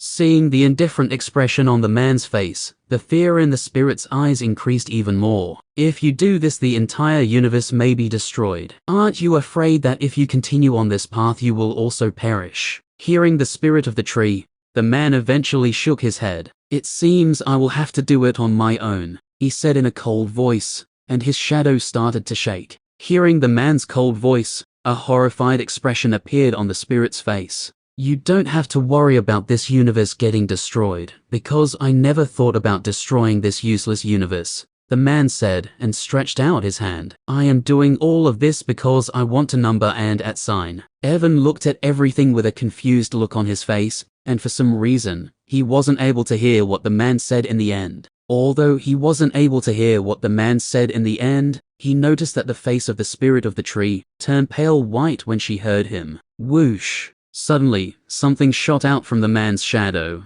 and he caught that thing with his stretched out hand. Although Evan was just looking at the memory, he still felt a dreadful aura engulfing the surroundings. The moment that thing came out of the man's shadow storage, Evan looked at the thing that came out of the man's shadow storage, but the moment he looked at that thing, he felt as if thousands of bombs exploded inside his head. He wasn't even able to see the appearance of the thing before his vision started to turn black. Before his vision turned completely dark, Evan saw the man swinging the thing that he took out from his shadow storage towards the colossal tree, and the universal tree that could cover the entire world with its branches was obliterated. So this guy even fu*ed the universal tree, huh? This was Evan's last thought before his vision turned completely black. Chapter 714. In the cave, Evan was staring at the small tree that was planted in the dark area of the cave, with a blank look on his face, as if his soul had left his body. So, why did you ask me to bring him here? Ashley didn't notice Evan's strange condition, and asked while looking at the two deep green eyes that just opened in the darkness.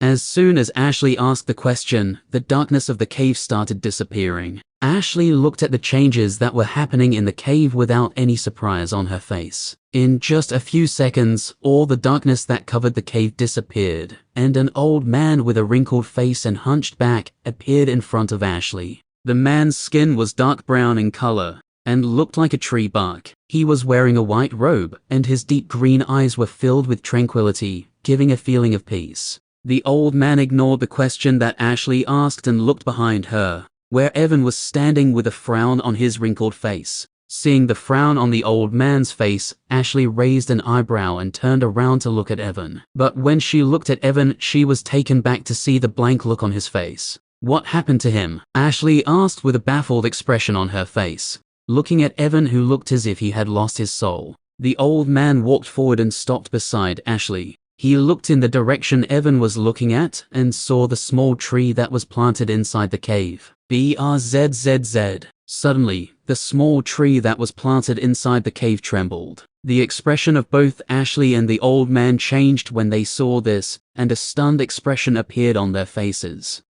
Ashley looked at the small tree with her eyes wide open and said in a trembling voice, the world tree is afraid. The expression of the old man turned deadly serious when he saw this, and he waved his hand. Just as he waved his hand, the formation that covered the small tree lit up and the tree stopped trembling. So it was really because of this guy that the world tree was behaving strangely, the old man thought to himself, and the frown on his face deepened. A few minutes ago, he noticed that the world tree was acting strange. Using his world eye skill, when the old man tried to find why the world tree was acting strange, he noticed that it was somehow related to the person who triggered the formation earlier. Through the world eye, the old man noticed that the world tree was feeling fear towards the person who triggered the formation. But along with fear, he noticed that the world tree was feeling another thing as well. He doesn't know why, but along with fear, the world tree was feeling a strange anticipation towards the person who triggered the formation.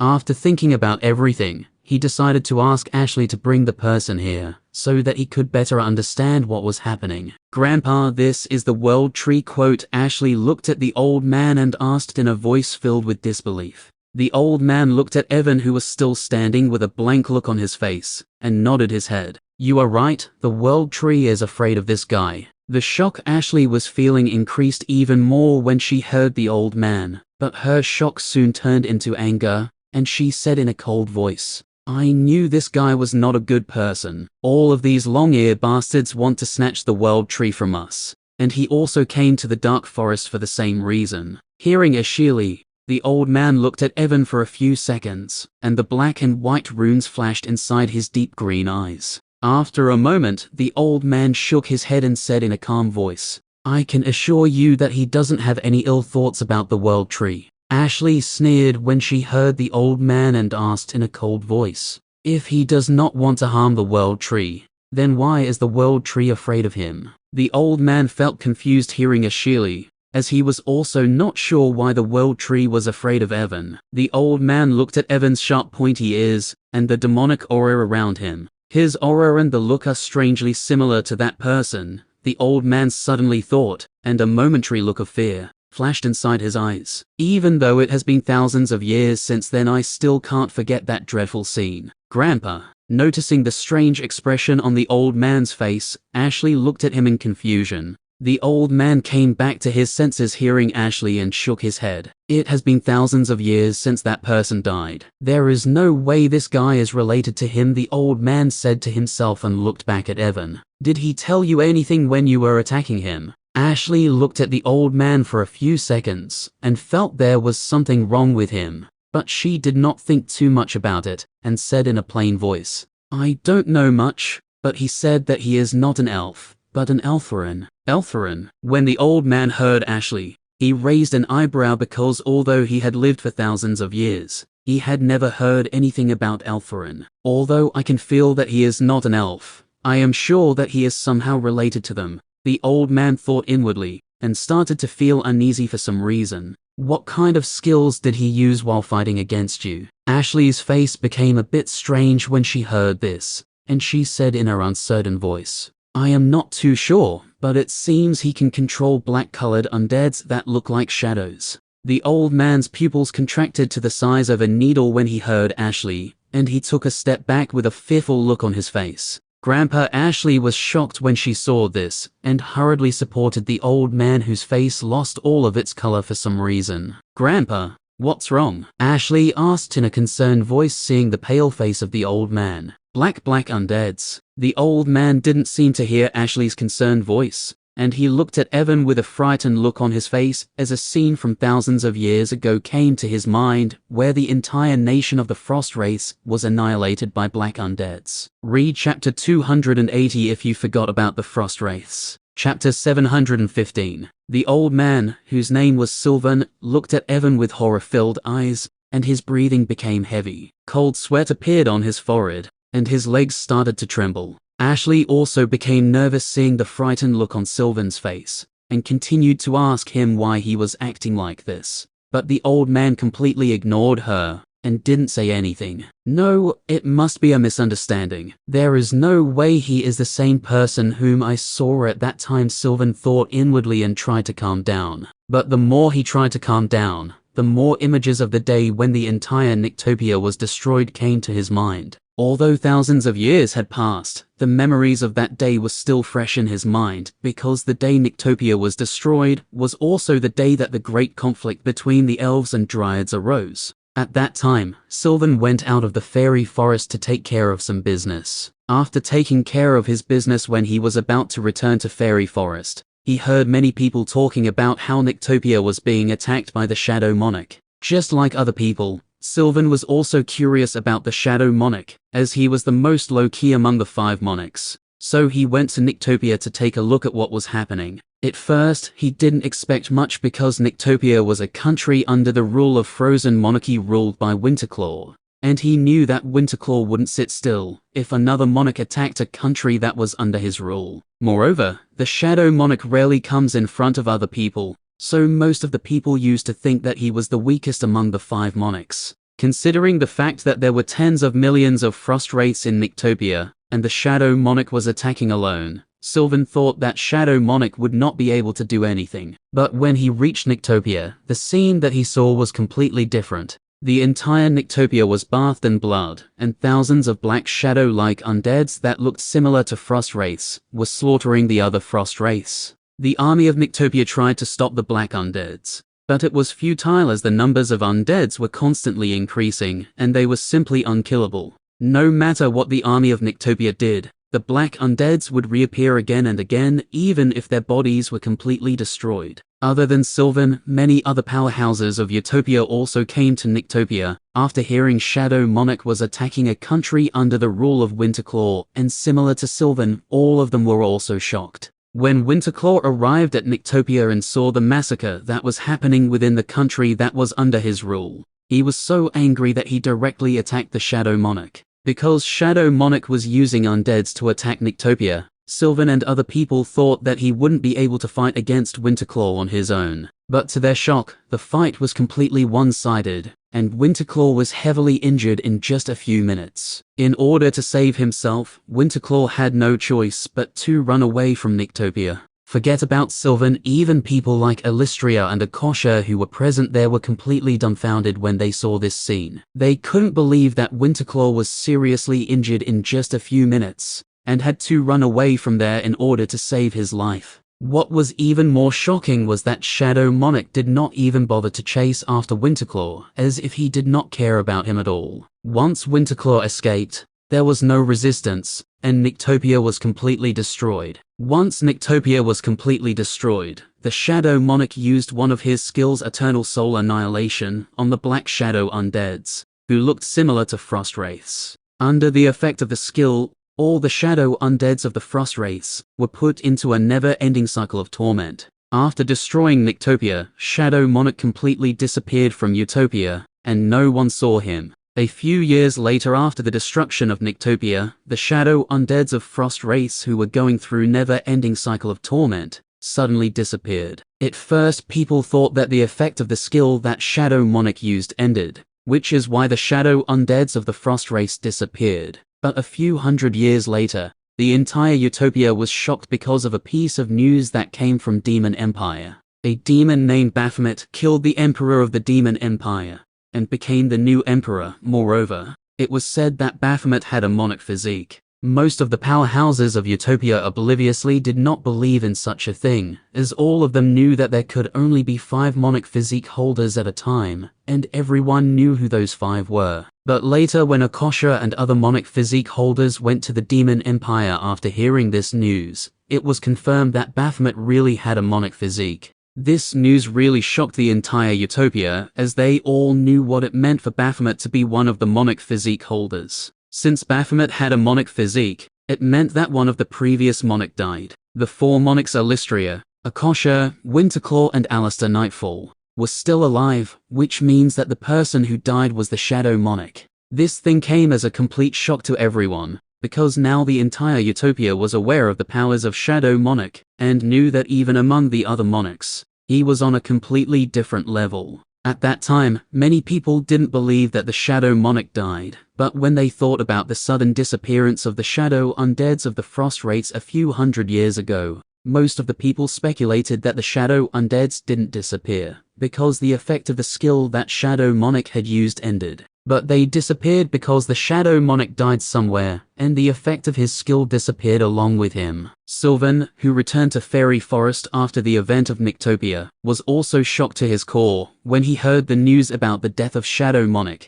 because he had witnessed with his own eyes just how powerful the Shadow Monarch was. Although Sylvan was shocked, he didn't have time to think about this news, because at that time the situation of Dryads was not good, and he was on the run to save his life from the elves. When Sylvan returned to Fairy Forest after the event of Nyctopia, he heard the news that the Queen of Dryads, Nadia, was assassinated by the elves. The entire Fairy Forest was in chaos, and a war broke out between the elves and the Dryads. With the sudden death of the Queen, followed by an all-out attack of elves, many Dryads were killed. But because of the defense formation and natural environment of the Fairy Forest that was blessed by the World Tree, the Dryads soon reorganized themselves and fought back against the elves. Compared to the elves, the numbers of the Dryads were very small, but because of the blessing of the World Tree, they were able to fight against the elves on equal ground. The war lasted for tens of years, but in the end, at a critical moment, the person who was in charge of maintaining the defense formation of the Fairy Forest betrayed the Dryads, and the army of the elves successfully entered the Fairy Forest.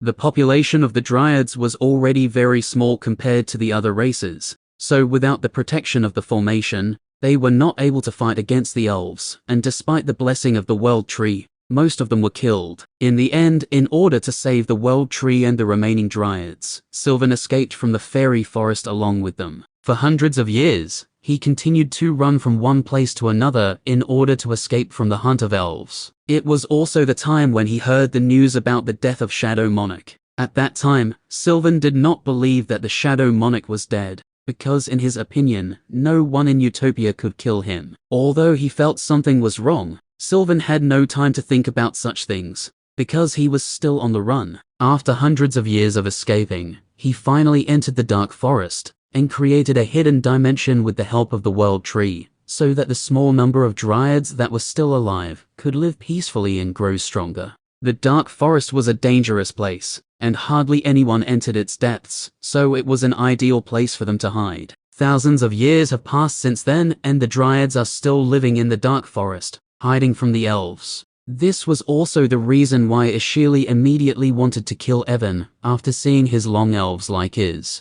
If not for the fact that the aura around Evan was very different from the elves, she would have killed him immediately the moment she saw him. As the memories of those years flashed inside Sylvan's mind, he clenched his fist in anger, thinking about all the dryads that were killed by the elves. What the **K was that? Just when Sylvan was lost in his thoughts, he heard Evan's baffled voice, and his heart nearly leapt out of his chest. Chapter 716. What the **K was that? Evan asked in a baffled voice after coming back to his senses. His breathing was rough, and he was still feeling a headache because of the last thing that he just saw in the memory. Just what was the thing that he took out from his shadow storage? That nearly destroyed my mind, because I tried to take a look at it. Evan asked himself, thinking about the thing that the man used to obliterate the entire universal tree. Just when Evan was lost in his thoughts, he felt two gazes fixed on himself. He lifted his head and looked in front of him. When he looked in front of him, Evan saw Ashley and an old man with a hunched back and wrinkled face staring at him. Ashley was still looking at him warily, and her gaze was ice cold, but the way the old man was looking at him made him feel puzzled. Why do I feel like this old man is afraid of me? Evan thought inwardly, looking at Sylvan, whose face was still a little pale. What did you do? Ashley suddenly asked Evan, thinking that Sylvan was acting strange because of him. Evan raised an eyebrow when he heard Ashley. What are you talking about? He asked with a confused look on his face, not understanding what she was talking about.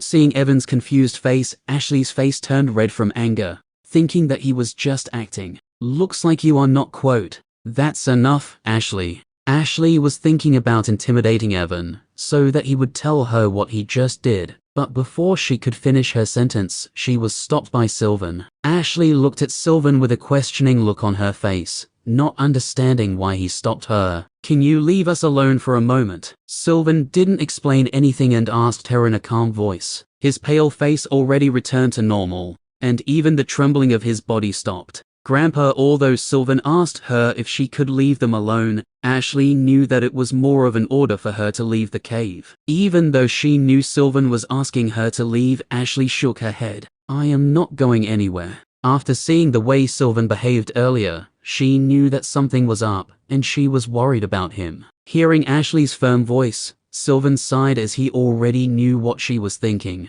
I shouldn't have lost control over my emotions earlier, he thought inwardly, looking at Evan, who was watching them with a weird look on his face. Still, I can't allow her to hear the things that I want to confirm with this guy. Sylvan took a deep breath and looked at Ashley with a calm smile on his face. You don't have to worry about me. I just want to talk to him alone. But although Sylvan was more powerful than her, Ashley was still worried about him, and didn't want to leave him alone after seeing his earlier behavior. You still need to finish the teleportation formation, right? Hearing Sylvan, Ashley's expression changed a little. We just have 3 months left. Instead of wasting your time here, you should focus on completing the teleportation formation. Evan frowned in confusion when he heard the conversation between Sylvan and Ashley. What kind of teleportation formation they are talking about? I have already finished the most difficult part. I can easily complete the formation in less than a month, Ashley said in a low voice, and once again refused to leave. Hearing Ashley, a smile appeared on Sylvan's face,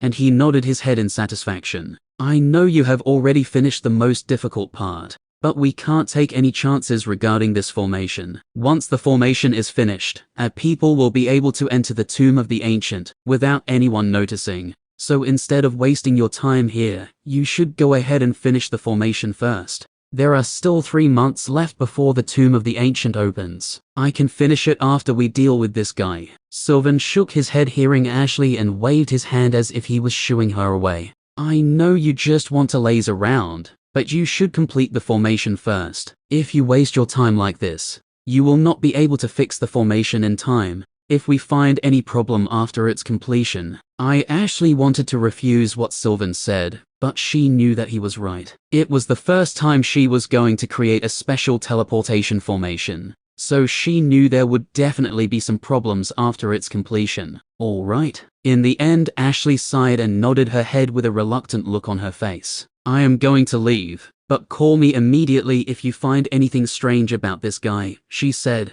glancing at Evan who was lost in his own thoughts, after hearing what Sylvan and Ashley said earlier. Don't worry, I will immediately call you if I find anything strange. Ashley hesitated for a moment after hearing Sylvan, but finally left the cave. Evan looked at Ashley who was leaving the cave, and thought about what he had just heard. Tomb of the Ancient Evan said inwardly, thinking about all the things that he knew about it. Once Ashley left, the calm smile on Sylvan's face disappeared, and he looked at Evan with a serious look on his face. What is wrong with this old man? Evan frowned a bit, seeing the way Sylvan was looking at him. He could tell that the old man in front of him was even more powerful than Ashley, but for some reason, he felt as if the old man was afraid of him. Thanks for helping me. Evan wanted to thank the old man for stopping Ashley earlier, but his words got stuck inside his mouth, because the old man suddenly asked him something that he did not expect. What is your relationship with the Shadow Monarch? Chapter 717. What is your relationship with the Shadow Monarch? Hearing this question, outwardly Evan's expression remained unchanged, but inwardly he was freaking out. His mind raced as he tried to think of how the old man standing in front of him knew about his relationship with the Shadow Monarch, and it didn't take him even a second to understand the reason behind it. Because of my shadow undeads, Evan said inwardly, feeling a headache. How should he tackle this situation? He was already prepared to use his title, the owner of the Eldoria city, to escape from here, if he found anything strange. The only question that he had in his mind was, can I really escape from here using my title? Because of his understanding of the void energy, Evan could feel that the space barrier of his surroundings was even more powerful than the outside world, and it would be incredibly hard for him to escape from here using his title. Let's test him out first before deciding anything, Evan said to himself and took a deep breath. Sylvan was paying close attention to Evan's expression when he asked the question, so that he could find something. But he was disappointed because Evan didn't show any kind of reaction hearing his question. Why do you think that I am related to the Shadow Monarch? Evan asked in a calm voice. Hearing Evan, Sylvan said with a wary smile on his face. All the people of Utopia who lived as long as me would immediately relate you to Shadow Monarch after seeing those black undeads of yours. Sure enough, it was because of the Shadow undeads that he asked me about the Shadow Monarch. Evan thought inwardly and didn't know what to say. By any chance are you there? Just when Evan was thinking what he should say, he heard Sylvan's hesitant voice. By any chance are you the son of the Shadow Monarch? Evan blinked a few times upon hearing Sylvan's, and he showed a confused look on his face. But when his mind finally processed what Sylvan said, he was completely dumbfounded. The FU*K, Evan blurted out with a speechless look on his face, and for some reason, he even felt that Elijah was rolling inside his shadow storage, while laughing like a maniac, after hearing what Sylvan asked. Am I wrong? Sylvan asked with a forced smile on his face, seeing the speechless look on Evan's face. Of course you are, Evan said in a helpless voice. Absolutely correct. Huh? Sylvan was stunned hearing Evan, and he looked at him with his eyes wide open. I wanted to hide this fact that I am the son of the Shadow Monarch, but I didn't expect you to see through me with just a single glance, Evan said with a bitter smile on his face, as if he really wanted to hide this fact. I was thinking about what should I say, but this old man just gave me a perfect identity. Evan laughed inwardly as many thoughts flashed inside his mind. My father told me to hide my identity after going to Utopia, but I didn't expect I would be exposed so soon, Evan said, looking at Sylvan with a helpless look on his face. Yo, your father? Sylvan's expression changed upon hearing Evan, and some black and white runes flashed inside his eyes, trying to find information regarding Evan's origin. But when he tried to see information about Evan's origin, Sylvan just saw a world filled with endless darkness and nothing else. Seeing the endless darkness, Sylvan felt as if his soul was being pulled out of his body by someone, and he immediately stopped using his world eye skill. What the hell was that? Sylvan was shocked to see such a world filled with darkness, and he asked himself with cold sweat dripping down from his forehead. Evan felt confused seeing Sylvan's pale face, but his expression did not change. From the memories that I saw in my dreams, I can confirm that most of the people of Utopia are very afraid of the Shadow Monarch, and they will not try to do anything stupid if I say that I am his son. Evan said to himself and started to think how he could take advantage of this identity. If you are the son of the Shadow Monarch, then does it mean he is still alive? Sylvan suddenly asked Evan. Evan already expected Sylvan would ask him such a question, so he nodded his head. Of course he is alive. In fact,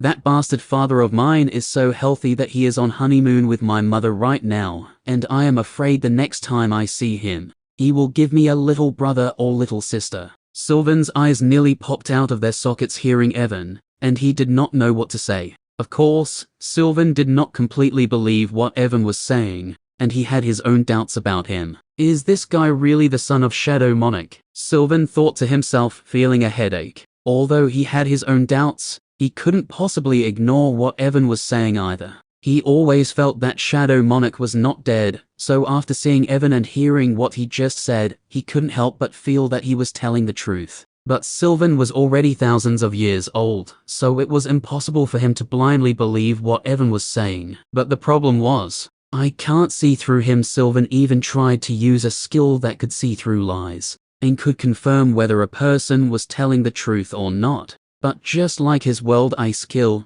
this skill was also useless. There was a strange power around Evan that was preventing him from looking at his secrets. Suddenly, Sylvan thought about something, and he asked in a hesitant voice, you said your father went on a honeymoon with your mother. Can you tell me who your mother is? My mother. A surprised expression appeared on Evan's face hearing Sylvan, as he did not expect him to ask this question, but his expression soon returned to normal, and he said with a smile on his face, of course, my mother is Anastasia, the progenitor of the Shadow Dragons. In my dreams, she was the only one around the Shadow Monarch, so it should be fine to use her as my mother, right? Evan thought to himself and hoped that Sylvan would believe him. So your mother is Anastasia, huh? Sylvan nodded his head hearing Evan, as if he was not surprised hearing his answer. As far as I know, Anastasia also disappeared from Utopia along with the Shadow Monarch. Sylvan thought with a strange expression on his face. Don't tell me both of them disappeared because they wanted to make a child. Evan didn't know, but the bullshit he was spouting was going to cause a big headache for him in the near future,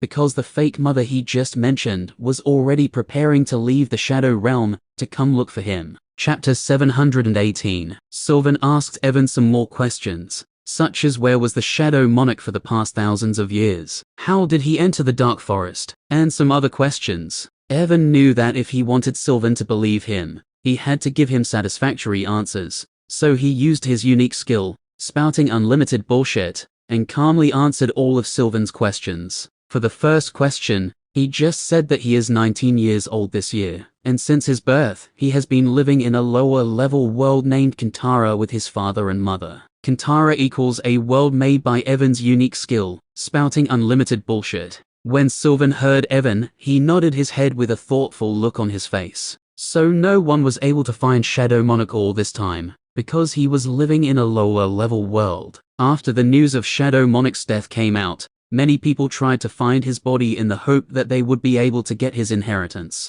But till now no one has been able to find his body. So the reason no one could find his body is because there is no body in the first place. Sylvan thought inwardly, feeling pity for the people who were still looking for Shadow Monarch's body. After answering the first question, it was even easier for Evan to answer the second question. Before I used the Tower of Ascension to come to Utopia, my bastard father told me that he had spoken with the spirit of the Tower of Ascension, and it would send me to a dangerous place of Utopia for training. So after I left the tower, I was sent here by the spirit of the tower. Sylvan didn't find anything strange with this answer either, because the Dark Forest was really a dangerous place, and many people came there to train themselves. although no one enters in its depths where a hidden dimension is located. Sylvan still had some doubts as he could not understand how Evan was teleported here, despite the effect of the space ceiling formation. But he knew that even if he asked Evan, he would not get an answer. Although there are still many loopholes in his story,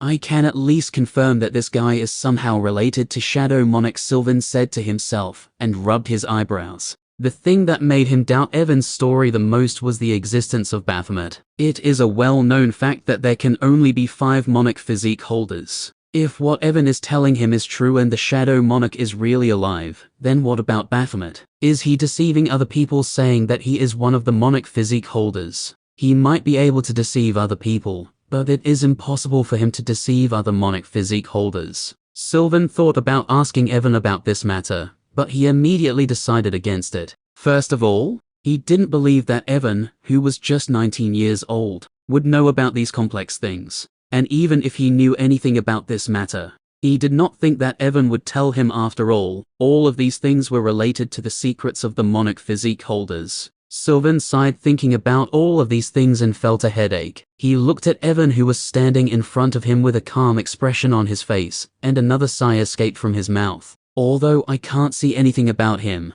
I can at least confirm that he doesn't have any ill intentions towards us. So what are you planning to do now? Sylvan asked Evan after a moment. Even if Evan didn't pretend to be the son of Shadow Monarch, he wasn't planning to kill him for no reason. Hearing Sylvan, Evan fell deep into thought. He actually wasn't sure what he should do at this point. From his conversation with Sylvan, Evan knew that he was in a place called Dark Forest, and it was a very dangerous place filled with many high-ranking monsters. If he decided to leave the Dark Forest on his own, he wasn't sure if he could get out of the forest alive. Moreover, after hearing what Ashley and Sylvan talked about earlier, Evan had his own plans in mind. If it is convenient for you, can I stay here for a few days? Evan asked Sylvan with a helpless look on his face. I just came here using the Tower of Ascension, and my bastard father and love-struck mother didn't tell me anything about Utopia, so I am not sure what I should do for the time being. They didn't tell you anything about Utopia? Sylvan asked with a strange look on his face.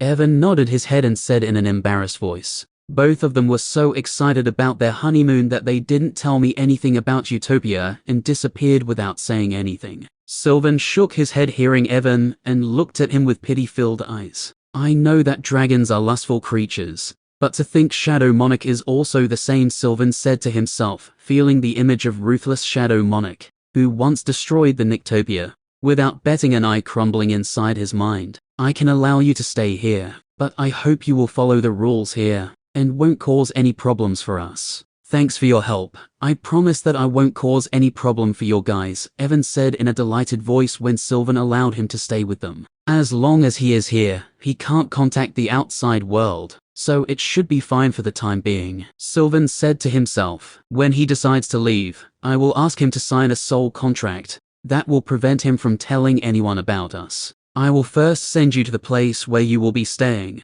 Sylvan said and waved his hand. Just as he waved his hand, a silver light covered Evan's body, and he started to disappear from the cave. I will soon send someone to your place who will explain everything you need to know while living here. Evan heard Sylvan's voice and he completely disappeared from the cave. Chapter 719. After being teleported away by Sylvan, Evan found himself standing in front of the door of a small, beautiful-looking house. Evan looked around him and saw the house was built on top of a mountain. Some distance away from the place where the house was located, a river was flowing down from the top of the mountain, and the surroundings were filled with rich world essence. This place is quite good, Evan muttered to himself and shook his head after looking around him. But it seems no one is living in this area other than me. With his current spiritual senses, Evan could easily cover an area of 2,500 kilometers. In the range of his spiritual senses, he didn't find any living being. It was like Sylvan had thrown him into a different corner of the world. Evan was not angry upon finding this out because he already knew why Sylvan had sent him to such a place. He doesn't want me to meet other dryads for the time being, Evan said inwardly, as he looked at the river that was flowing down from the mountain. Similar to Ashley, all other dryads also hate elves to their core, so Evan guessed that before allowing him to meet other dryads, Sylvan must have wanted to talk to them, so that they wouldn't attack him outright. just like Ashley. Well, it is good that there is no one here, because I also need to think about a few matters, Evan said in a low voice and entered the house. Upon entering the house, the first thing that greeted his eyes was a fine-looking courtyard with different kinds of flowers growing inside it. Although no one was living in the house, Evan noticed that the courtyard was well maintained. He just wasn't sure if someone was taking care of this courtyard, or if it was built in a way that it would always stay in perfect condition. Although the house and the courtyard were beautiful, Evan was not interested in going from one place to another to look at every place of the house, so he just used his spiritual senses to take a look at everything at once. Upon looking at the house with his spiritual senses, Evan raised an eyebrow in surprise, because he found some interesting places. The first thing that caught his attention was the training area that was built under the house. The training area was nearly 100 square kilometers big, and Evan could feel that someone had used a space expansion formation to build the training area.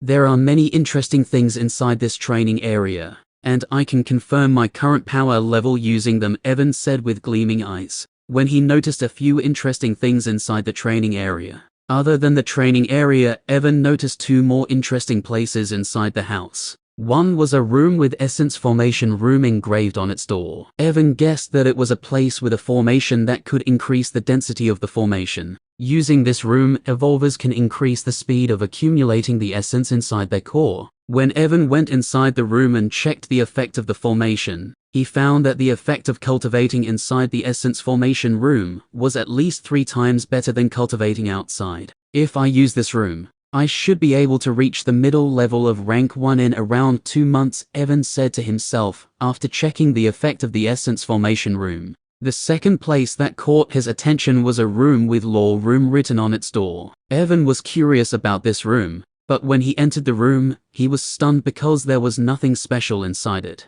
Although he saw a strange formation inside the room, Evan noticed that it was not working. Maybe it is broken, Evan muttered after noticing that the formation was not working and left the room. After leaving the room, although Evan needed to think about many things, especially about the Tomb of the Ancient, that Sylvan and Ashley were talking about earlier, he still could not control himself and immediately headed towards the training area. The training area was located ungrounded, and there were stairs inside the house leading to it. Upon entering the training area, Evan ignored everything and headed towards a specific area. After a minute of walking, Evan stopped in front of one of the training rooms. He looked at the training room and saw Puppet Sparing Room written at the top of it. After walking for a minute, Evan stopped in front of a training room. He looked towards the training room and saw Puppet Sparring Room written on it. Without wasting any time, Evan opened the door of the room and entered inside. Just as Evan entered the room, the door closed behind him and a notification window appeared in front of his eyes. Choose the rank of your opponent.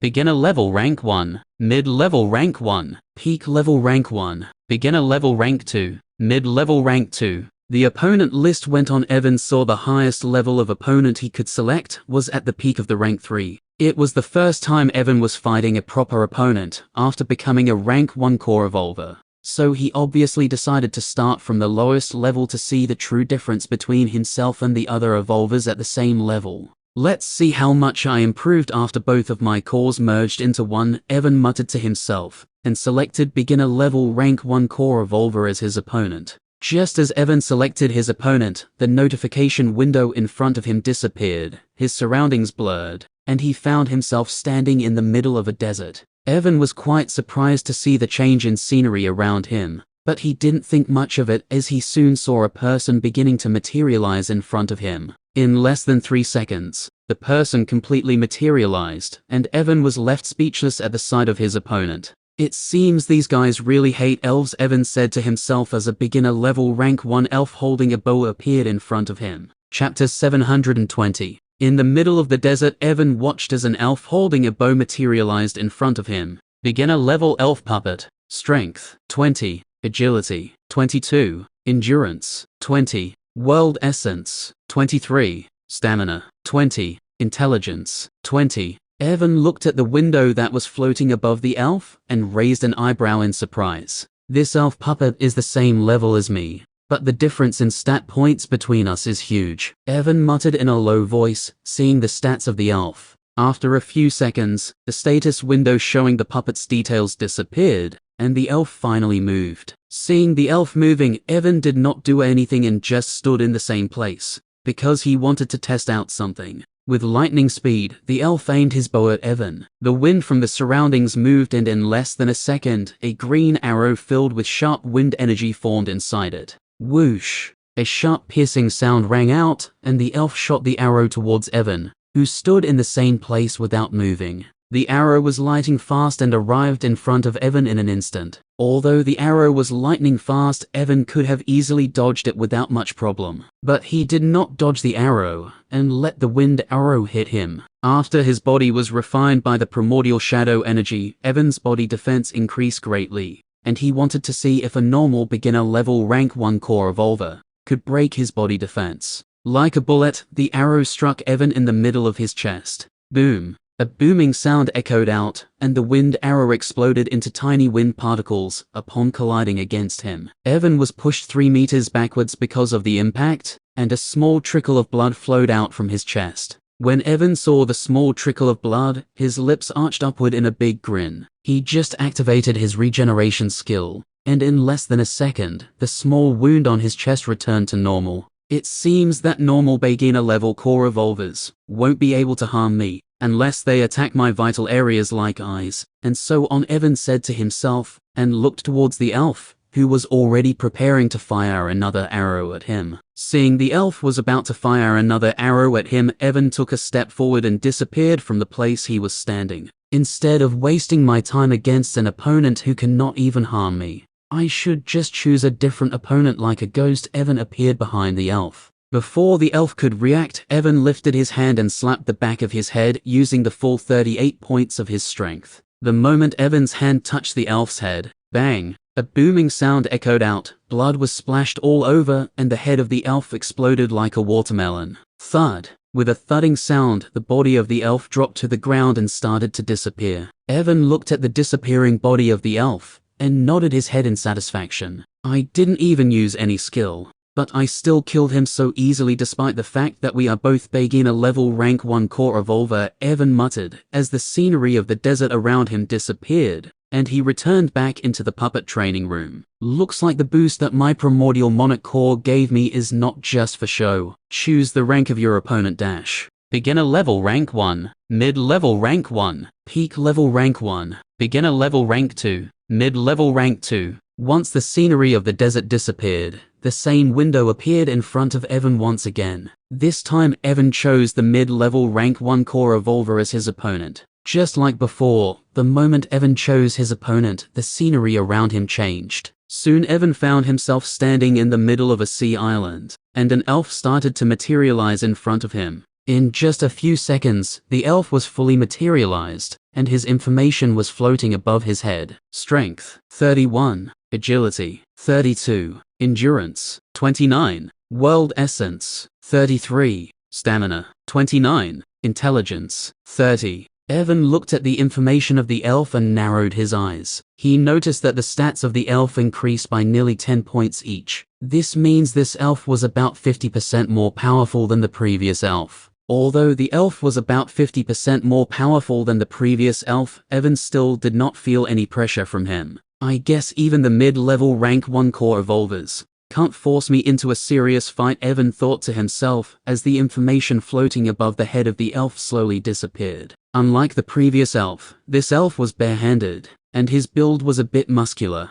The moment the information floating above his head disappeared, the elf instantly bolted towards Evan. Evan was a bit surprised when he saw the elf charging towards him, but he soon shook his head because even though the elf was fast, his speed was still slow in his eyes. Before the elf could reach him, Evan himself took a step forward. Bang! A booming sound echoed out throughout the surroundings, and the elf who was charging towards Evan was suddenly sent flying backwards like he had been hit by a truck. Boom! Cough! The elf crashed about 100 meters away, and started spitting out blood along with his internal organs. Evan appeared at the place where the elf was a moment ago. His right hand was clenched in a fist and was stained with blood. After coughing out blood for a few seconds, the elf slowly lifted his head and looked down at his chest. When he looked at his chest, he saw a hole in his chest where his heart used to be. Seeing the hole in his chest, the elf looked at Evan was standing nearly 100 meters away from him, and his body slowly started to disappear. Evan watched the disappearing body of the elf without any expression on his face. Soon the body of the elf completely disappeared, and Evan found himself standing in the training room once again. Choose the rank of your opponent dash. Beginner level rank 1, mid-level rank 1, peak level rank 1, beginner level rank 2, mid-level rank 2, peak level rank 2. The same window appeared in front of him again. Even though the elf had 29 points in his endurance, he still was not able to take even a single punch from me, Evan said in a slightly strange voice, and felt as if he was bullying some kids. But he soon stopped thinking about it, and looked at the window in front of him. Peak level rank 1, Evan muttered to himself as his eyes gleamed. He had fought against peak rank 1 core revolvers in the past, but at that time, in order to fight against them, he had to use shadow possession and all of his other skills. But things are different now. Now he is a rank 1 core revolver, and both of his cores merged into one. His powers were far higher than before, and he didn't need to use shadow possession in order to fight against peak rank 1 core revolvers. Let's see if I can kill a peak rank 1 core revolver without using any of my skills, Evan said to himself, and was about to choose peak rank 1 core revolver as his opponent when he suddenly stopped. He looked behind him and frowned a bit. It seems that the person Sylvan said he would send later is here, Evan said in a low voice, and used his spiritual senses to look outside of the house. Outside of the house, a handsome-looking dryad with short black hair and brown skin was standing. Similar to other dryads, his skin was also covered in bark-like texture, and the aura around him was stronger than rank 1 core revolvers. As Evan looked at him using his spiritual senses, the dryad suddenly lifted his hand and waved as if saying hello. Looks like he sensed that I am looking at him using my spiritual senses, Evan said with a look of interest on his face, and thought about going out. But before he could leave the training room, "Don't worry about me. You can finish what you are doing in the training room before coming out," the man said with a calm smile on his face.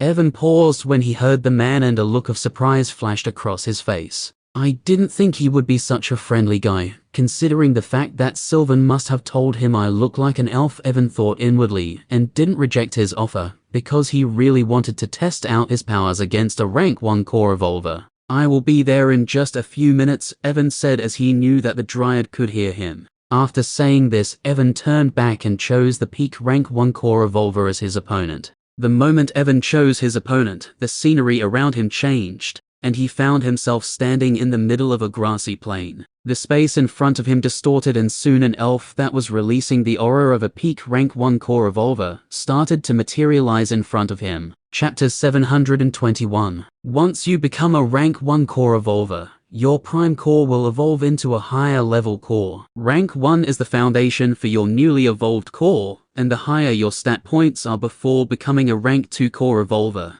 the more powerful you will be in the future. While being a rank 1 core revolver, most people train their bodies to the maximum limit possible, so that they can increase their stat points as much as possible. 40 points. This is the maximum limit rank 1 core revolvers can reach in each of their stat points. The 40 points is the limit. Then does it mean no one can increase their stat points above 40 without reaching rank 2? The answer is obviously a no. There are some treasures that can help people increase their stat points higher than 40 without breaking through rank 2. But these treasures are extremely rare and can't be found easily. Even in the Empire level factions like the Demon Empire, these kinds of treasures are extremely rare and they can't take them out easily. But even with the help of these treasures, the maximum limit of a rank 1 core revolver would be 60 points. There is a limit as to how much the body of a rank 1 core revolver can handle, and the 60 stat point is the limit of a rank 1 body. Then does it mean the maximum limit of rank 1 core revolvers is 60 points? The answer is once again a no. Why? Because there are always some people who are born to break the norm, the people who we call anomalies. For example, Void Dragon Eldraka, the current and the first rulers of the dragons. When Eldraka became a rank 1 core revolver, his core evolved into the Void Ancestral Core. The level of this core was so high that it gave him the maximum limit of 75 points when he was a rank 1 evolver. Ildraka took full advantage of this opportunity and trained very hard when he was a rank 1 core evolver. In the end, he increased all of his stat points to 75 before becoming a rank 2 core evolver. Because his foundation was far stronger than the other dragons, Ildraka was able to increase his power rapidly, and finally became the first ruler of the dragons. Anastasia was the same as Ildraka, and her progenitor core gave her the maximum limit of 78 points. Considering the fact that the monarch cores of Baphomet, Akosha and other monarchs gave them the maximum limit of 80 points, you can guess just how powerful the cores of Anastasia and Ildraka were. Similar to Ildraka and Anastasia, there are many other people in Utopia who can break past the limit of rank 1 core evolvers. Evan's core is the primordial monarch core that he received after his 2 cores merged into one. When he became a rank 1 core evolver, his body was refined by the primordial shadow energy instead of world essence. Because of being refined by the primordial shadow energy, the limit of Evan's body is way higher than the other people. If after reaching the peak of rank 1 Evan trains his body to its maximum limit, he can increase each of his stat points up to 150 points. This is on a completely different level than the other people, and Evan will find out about this in the future. Forget about Evan himself, even his shadow undeads are on a completely different level than the normal people. The core inside the body of his shadow undeads is the Transcendent Core that was created by the Rune of Evolution. The Transcendent Core turned the shadow undeads into a completely different species, a species that never existed before. The limit that these Transcendent Cores gave to his shadow undeads is 60 points. This means each of their stat points can reach up to 60 points, while being a rank 1 core evolver, and even among his shadow undeads, there are anomalies who can break past the limit of 60 points. For example, Elijah, whose limit is 70 points. Cedar, the handsome brown-skinned man who was standing outside the house where Evan was staying, was also one of the anomalies. When Cedar became a rank 1 core evolver, the limit he received from his core was 65 points. Cedar was well aware of the situation of the Dryads, so he was determined to become a powerful figure in the future who could solve the problems of the Dryads. After becoming a rank 1 core evolver, he trained day and night, and despite the lack of resources, in just 2 years, he reached the peak of rank 1. Other than reaching the peak of rank 1, he increased all of his stat points to 65 points, which was the limit of his body. It has been a few years since then, and currently, Cedar is a mid-level rank 2 core evolver. Name: Cedar. Rank: mid-level rank 2 core evolver. Bloodline: Mother Earth. Strength: 498. Agility: 516. Endurance: 510. World Essence: 509. Stamina: 487. Intelligence: 480. Because of his great foundation before breaking through the rank 2, Cedar received a high boost in his power after becoming a rank 2 core evolver. With his current stats, the fight between rank 1 core evolver can't catch his interest. Generally, there is a restriction barrier around the training area that can prevent people from spying on the people who are training inside. But since Evan did not activate it, Cedar was easily able to see him inside the puppet training room, where he just chose a peak rank 1 core evolver as his opponent. Cedar was surprised when he saw Evan choose to fight against an opponent who was 2 levels above him, so he looked at him with interest. Although it is not impossible for beginner-level core evolvers to win against peak rank 1 core evolvers, it requires them to have exceptional skills and authority to overcome the difference between their levels. Cedar muttered in a low voice as he looked at peak rank 1 elf, who materialized in front of Evan. Peak rank 1 level elf puppet. Strength: 40. Agility: 40. Endurance: 40. World Essence: 40. Stamina: 40. Intelligence: 40. A puppet who reached the maximum limit of the rank 1 Evan raised an eyebrow when he saw the stats of the puppet, but soon his lips curved upwards in a smile, because this is what he wanted. Soon, the window showing the information of the puppet started to disappear. Seeing the puppet was about to move, Evan's face also turned serious. In just a few seconds, the window showing the information about the elf disappeared. The moment the window showing the information about the elf disappeared, an energy wave erupted from the elf's body and covered an area of 500 meters. The density of the wind element in the surroundings suddenly increased, and Evan felt a strange force trying to restrain the power of his body. domain. Evan narrowed his eyes when he felt the restrictions around his body, and tried to control the wind around him using the wind manipulation skill. But when he tried to control the wind, Evan saw that his wind manipulation skill was completely useless, and he couldn't control the wind around him. The domain of this elf is related to wind element, which is why I can't control the wind using the wind manipulation, huh? Evan said in a low voice and took a step forward, intending to charge towards the elf. But before Evan could move towards the elf, the wind from the surroundings moved, and tens of dark green chains made of wind appeared around him. The chains made of wind moved like snakes, and tried to bind him in the same place. Evan's expressions remained unchanged, seeing the chains of wind, and with the speed of light, he threw tens of punches all around him. Boom, boom, boom, dash. With booming sounds, the surrounding air was blown away, and the fist force that erupted from Evan's attack shattered all the wind chains. Whoosh! Before Evan could make another move after destroying the wind chain, a cool wind brushed past him, and the elf puppet appeared right behind him like a ghost. The leg of the elf turned into a whip, and he attacked Evan's head, intending to blow it into pieces. Feeling the lethal threat coming from behind him, all the hairs on Evan's body stood up to no end. He immediately turned around and crossed his hands in front of his face. Bang! The elf's kick connected with Evan's hand with a banging sound, and he was thrown away in the air, without being able to control his body. Because of the high defense of his body, Evan's hands were not broken, but they still turned numb, and Evan felt as if thousands of sharp wind blades pierced his hand's skin, and were wreaking havoc inside. Damn it, Evan cursed inwardly and used his world essence to solve the sharp wind that penetrated his skin. While Evan was still in mid-air, the elf used the power of his wind domain. His body turned into wind itself, and he arrived right above Evan in an instant. After arriving above Evan, the elf clenched his hand and tried to punch right at his stomach. When Evan saw the elf suddenly appearing above him, he wasn't surprised. Instead, he sneered, and two ice chains appeared out of nowhere, binding both of the hands of the elf. Crack, cracked. Under the effect of the sharp wind that covered the elf's body, the ice chains were able to stop him only for a split second, and shattered into countless pieces. But in that split second, Evan grabbed one of the hands of the elf, twisted his body upwards in the mid-air, and kicked the elf right at his face.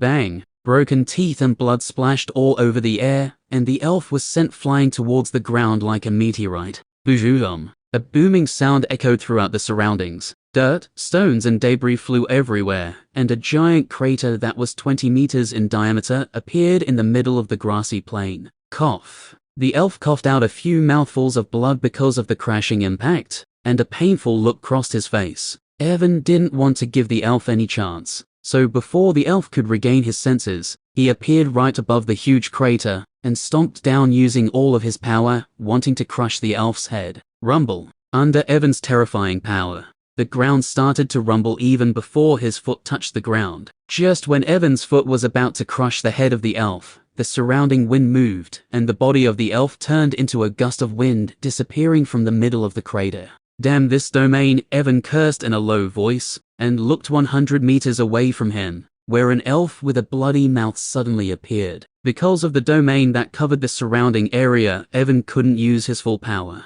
Only the power of a domain can counter the power of another domain, and Evan was still far from creating his domain. It seems I can't defeat him without the help of my skills, Evan said in a low voice, and his eyes gleamed. Till now, other than his ice chain skill, he didn't use any other skills, because he wanted to see if he could defeat a peak rank 1 core evolver, just like how he had defeated the beginner and mid-level rank 1 core evolver puppets. But because of the effect of the domain, it was very difficult for Evan to catch the elf, who could move like wind while inside the domain. Seeing the wind that was spinning around the elf, Evan took a deep breath, and a deep blue aura appeared around him. Power aura. Power aura. When activated, the user will emit a power aura. The power aura increases the user's strength by 10%. While the power aura is activated, the agility of the user will reduce by 10%. Evan received this skill in Chap 449. As Evan used the power aura skill,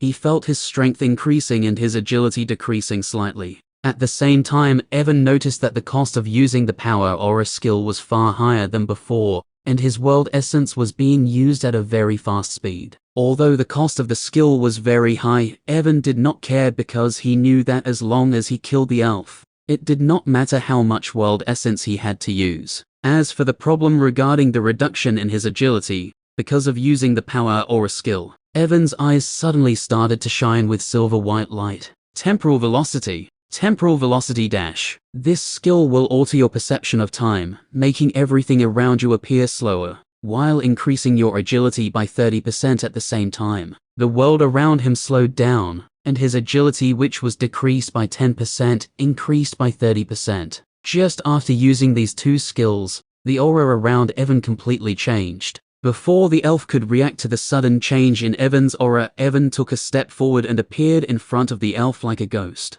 Let's see if your domain can save you now, you JACKA*A. The elf heard Evan's mocking voice and boom. A loud booming sound reverted in the surroundings, and the elf was sent flying backwards like a broken kite. Chapter 722. Let's see if your domain can save you now, you JACKA*A. The elf heard Evan's mocking voice and boom. A loud booming sound reverted in the surroundings, and the elf was sent flying backwards like a broken kite. When Cedar saw what was happening in the training area, he just stood outside of the house with a dazed look on his face. A few minutes ago, when he saw Evan choose a peak rank 1 core revolver as his opponent, he thought that it would be a tough battle for him, and that he would have to use different kinds of skills and authority to win against the puppet. But now, looking at Evan, who was covered in dark blue aura and the power fluctuations that were coming out from his body, Cedar was completely shocked and didn't know what to say. With his current level, he could easily tell that the blue aura around Evan was a skill that was increasing his stat points. Although he wasn't sure how much stat this skill was increasing, it didn't matter to him,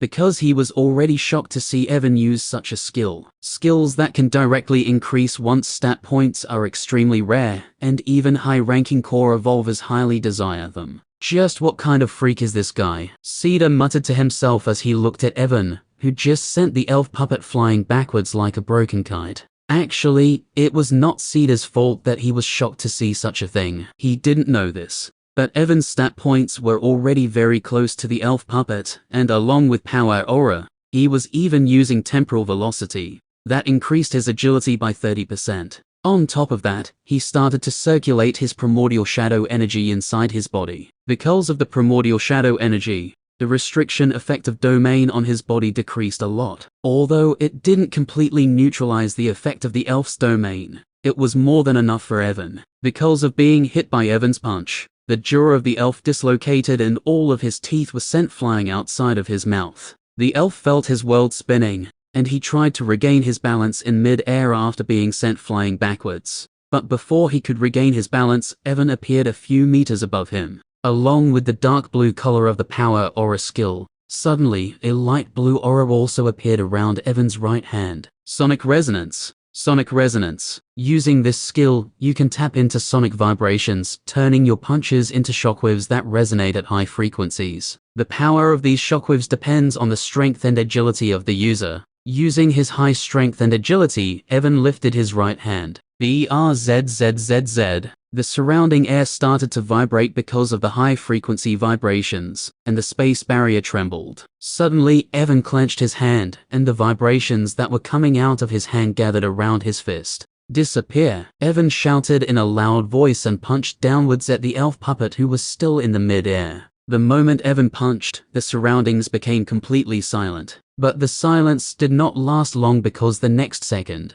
BRZZZ, a brilliant flash of light pierced through the space barrier and came down towards the elf who was still in mid-air. Sonic vibrations filled an area of 10 kilometers, and even before the vibration fully reached the elf, it started to bleed from his eyes, nose and ear. The elf wanted to get away using the power of his wind domain, but his wind domain was also in complete chaos because of the sonic vibrations, and he was not able to use its power on time. In less than a second, the beam of concentrated sonic vibrations came into contact with the elf's body. The moment the body of the elf came into contact with the beam of sonic vibrations, his body started to shake and bang! A booming sound echoed out, and the elf exploded into bloody mist. Drops of blood splashed all over, and a small area in the mid-air turned crimson red. Even after the elf died, the sonic vibrations continued to spread outwards, unleashing destructive force all over. The ground convulsed and buckled as if the earth itself recoiled from the cataclysmic power. Trees splintered, rocks shattered,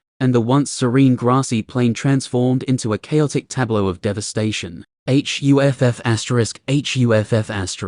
Evan hovered in mid-air and looked at the destruction around him while panting heavily. His face was a little pale, and his entire body was covered in sweat. Why am I feeling so tired? Evan stopped using all of his skills and muttered with a frown on his face. He looked at his status window and finally understood why he was feeling so tired. / world essence. 17/40. I used up more than half of my world essence in such a short period of time, Evan said in a voice filled with shock, and felt something was not right. But he soon understood what was the problem, and his face turned strange. Temporal velocity, he said in a strange voice, and activated the skill once again. When Evan activated the temporal velocity skill, he noticed that the consumption of the skill was very high, and when he used this skill along with other skills, its consumption increased even more. It seems it is not easy to increase one's stat points using skills. After becoming a rank 1 core evolver, Evan said,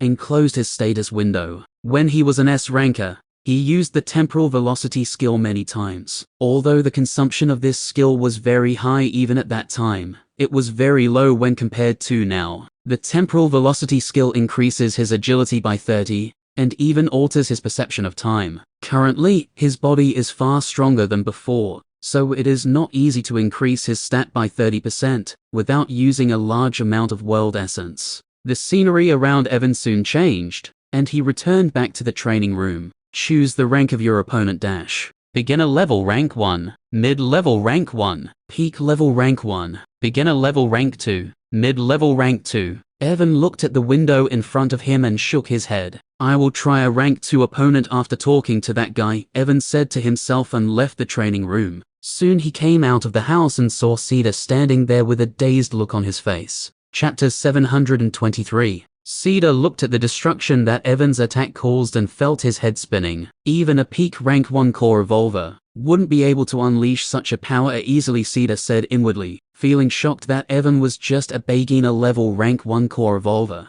Cedar had never left the Dark Forest because of the situation of the Dryads in the outside world, but he had heard about many geniuses from Sylvan. But even those geniuses were nothing when he compared them to Evan. As Cedar was lost in thoughts, Evan walked out of the house and saw him standing with a dazed look on his face. Evan raised an eyebrow seeing the strange expression on Cedar's face, and walked towards him. Hello, are you all right? He asked, thinking that there might be something wrong with this guy. Hearing Evan, Cedar came back to his senses and shook his head. I am fine. I was just surprised after seeing your fight, Cedar said with a smile on his face. You are very powerful. Evan was surprised when he heard Cedar, because he did not expect him to compliment him. Although Evan was not sure, he could tell that Cedar was quite strong, and he might not be able to beat him even after using all of his strength. I need to create a strong shadow undead as soon as possible, Evan thought, feeling somewhat uncomfortable that all of his shadow undeads were weaker than him, and he could not depend on them to act like a big boss. I am Cedar. Grandpa Sylvan told me that you are the son of his friend and sent me here. If you have any questions, feel free to ask me. Son of his friend. Evan looked at Cedar with a weird look on his face, but did not comment on this. It seems in order for other Dryads to not show any hostility towards me, he said, that I the son of his friend. Evan thought inwardly and smiled slightly. I am Evan. Thanks for coming here. There are indeed a few things that I want to ask you. No problem, let's go inside. Grandpa told me that you came to Utopia using the Tower of Ascension, so I am sure there are many things that you want to ask. Evan nodded his head hearing Cedar, and both of them went inside the house. If it was before, Evan would have definitely found it hard to communicate with Cedar, but after the effect of his title, the Cursed One, reduced by 50%, it became easy for him to control his emotions. Although he still preferred to stay alone, it was way better than before where he didn't even want to get close to anyone or talk to them.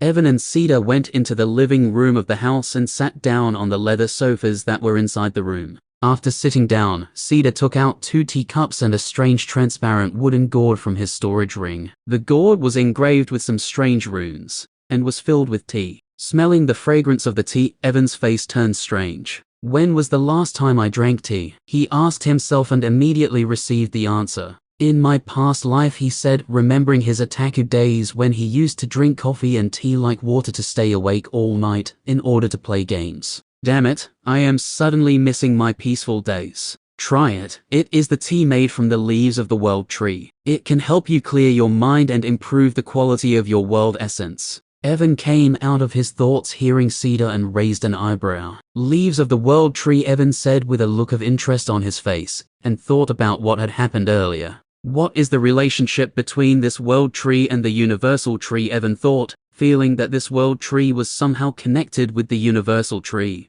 That was obliterated by the man in his memories. Earlier, Evan wanted to ask Sylvan about the world tree, but he thought it would be strange if he suddenly started to ask him about the world tree. After all, he just met him, and it would only make Sylvan suspicious about him if he started to ask about the world tree. Thank you. Evan thanked Cedar for the tea and picked up the cup. When Evan smelled the tea, his mind became extremely calm, as if he had just drank a tranquility potion. Evan was shocked when he noticed this, and looked at the teacup in his hand with a stunned expression on his face. Slowly, he brought the teacup near his mouth and took a sip. The moment Evan took a sip, his mind became extremely clear, and he felt as if his comprehending ability increased by 2 times. Feeling the change in his state of mind, Evan immediately wanted to close his eyes to increase his understanding of void energy. But he knew that it was not the time for this. Not only that, once he drank the tea turned into a gentle stream of energy, and merged with the world essence that was flowing inside his body, increasing its quality. F***K. This tea is damn awesome, Evan shouted inwardly, and looked at the tea in his hand with gleaming eyes. Cedar noticed the shocked expression on Evan's face, and smiled lightly. It was not easy for him to get his hands on this tea, and he drank it only while cultivating. If not for the fact that Sylvan had told him to take care of Evan, he wouldn't have taken out this tea. So what do you want to ask? Cedar asked after seeing Evan's expression finally return to normal. Hearing Cedar, Evan looked at him and thought for a second. There were actually many things that he wanted to ask, like if he knew anything about the forbidden land of Utopia that the spirit of the Tower of Ascension talked about, or some information about the core evolvers, because he was still ignorant about their abilities. But before asking these questions, there was still one thing that he wanted to know first. Do you know Ashley? Cedar raised an eyebrow when he heard Evan and looked at him in confusion, not understanding why he was asking about Ashley. Although he was confused, he still nodded his head. Of course, I know her. In fact, I don't think there is any dryad who doesn't know her. It seems she is a well-known figure among the dryads, Evan thought inwardly and asked in a serious voice. What is her rank? Although Evan could feel that Cedar was powerful, he knew that he was far weaker than Ashley. Looking at Cedar, he got the feeling that if he used all of his skills, authorities and shadow undeads, he would be able to put a fight against him. But when Ashley attacked him, Evan felt as if he had no chance of winning against her. Although he holds no grudge against her after learning about the situation of dryads from Sylvan, he at least wanted to know her rank, so that he could understand why he felt there was no chance for him to win against her. Ashley's rank. Cedar was surprised when he heard Evan's question, but he soon smiled and said in a voice filled with respect, Ashley is the second strongest dryad here. She is only weaker than Grandpa Sylvan, and already reached disaster level. Chapter 724. Disaster class. Hearing Cedar, Evan's face froze,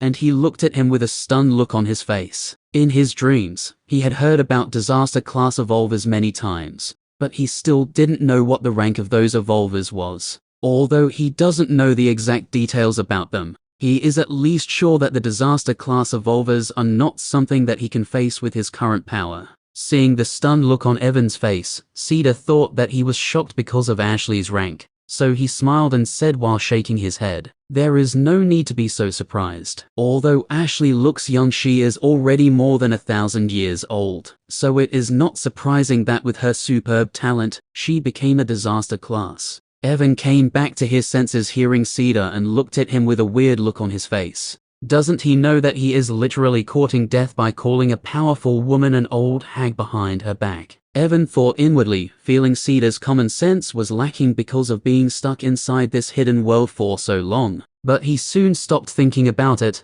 and took a deep breath. Can you tell me more about this disaster class? What is the rank of these people we call disaster class? A surprised expression crossed Cedar's face when he heard Evan, but he soon thought about something and nodded his head in understanding. Sorry, I forgot that you just came to Utopia and don't know anything about the rank of the core evolvers, Cedar said and explained. Disaster class people are actually rank 5 core evolvers, and the reason we call them disaster class is because of the destruction of their lore seal. Rank 5. Hearing Cedar, Evan's eyes opened wide in shock. Just thinking about the fact that he had been attacked by a rank 5 core evolver right after arriving in Utopia made his blood run cold. Now he was sure that if Ashley had used all her strength at that time, he would have died without even realizing what hit him. She did not use her full power at that time because she was afraid of attracting unnecessary attention by releasing the aura of a disaster class and exposing the location of this hidden world of the Dryads. Evan said to himself, feeling lucky that he survived somehow.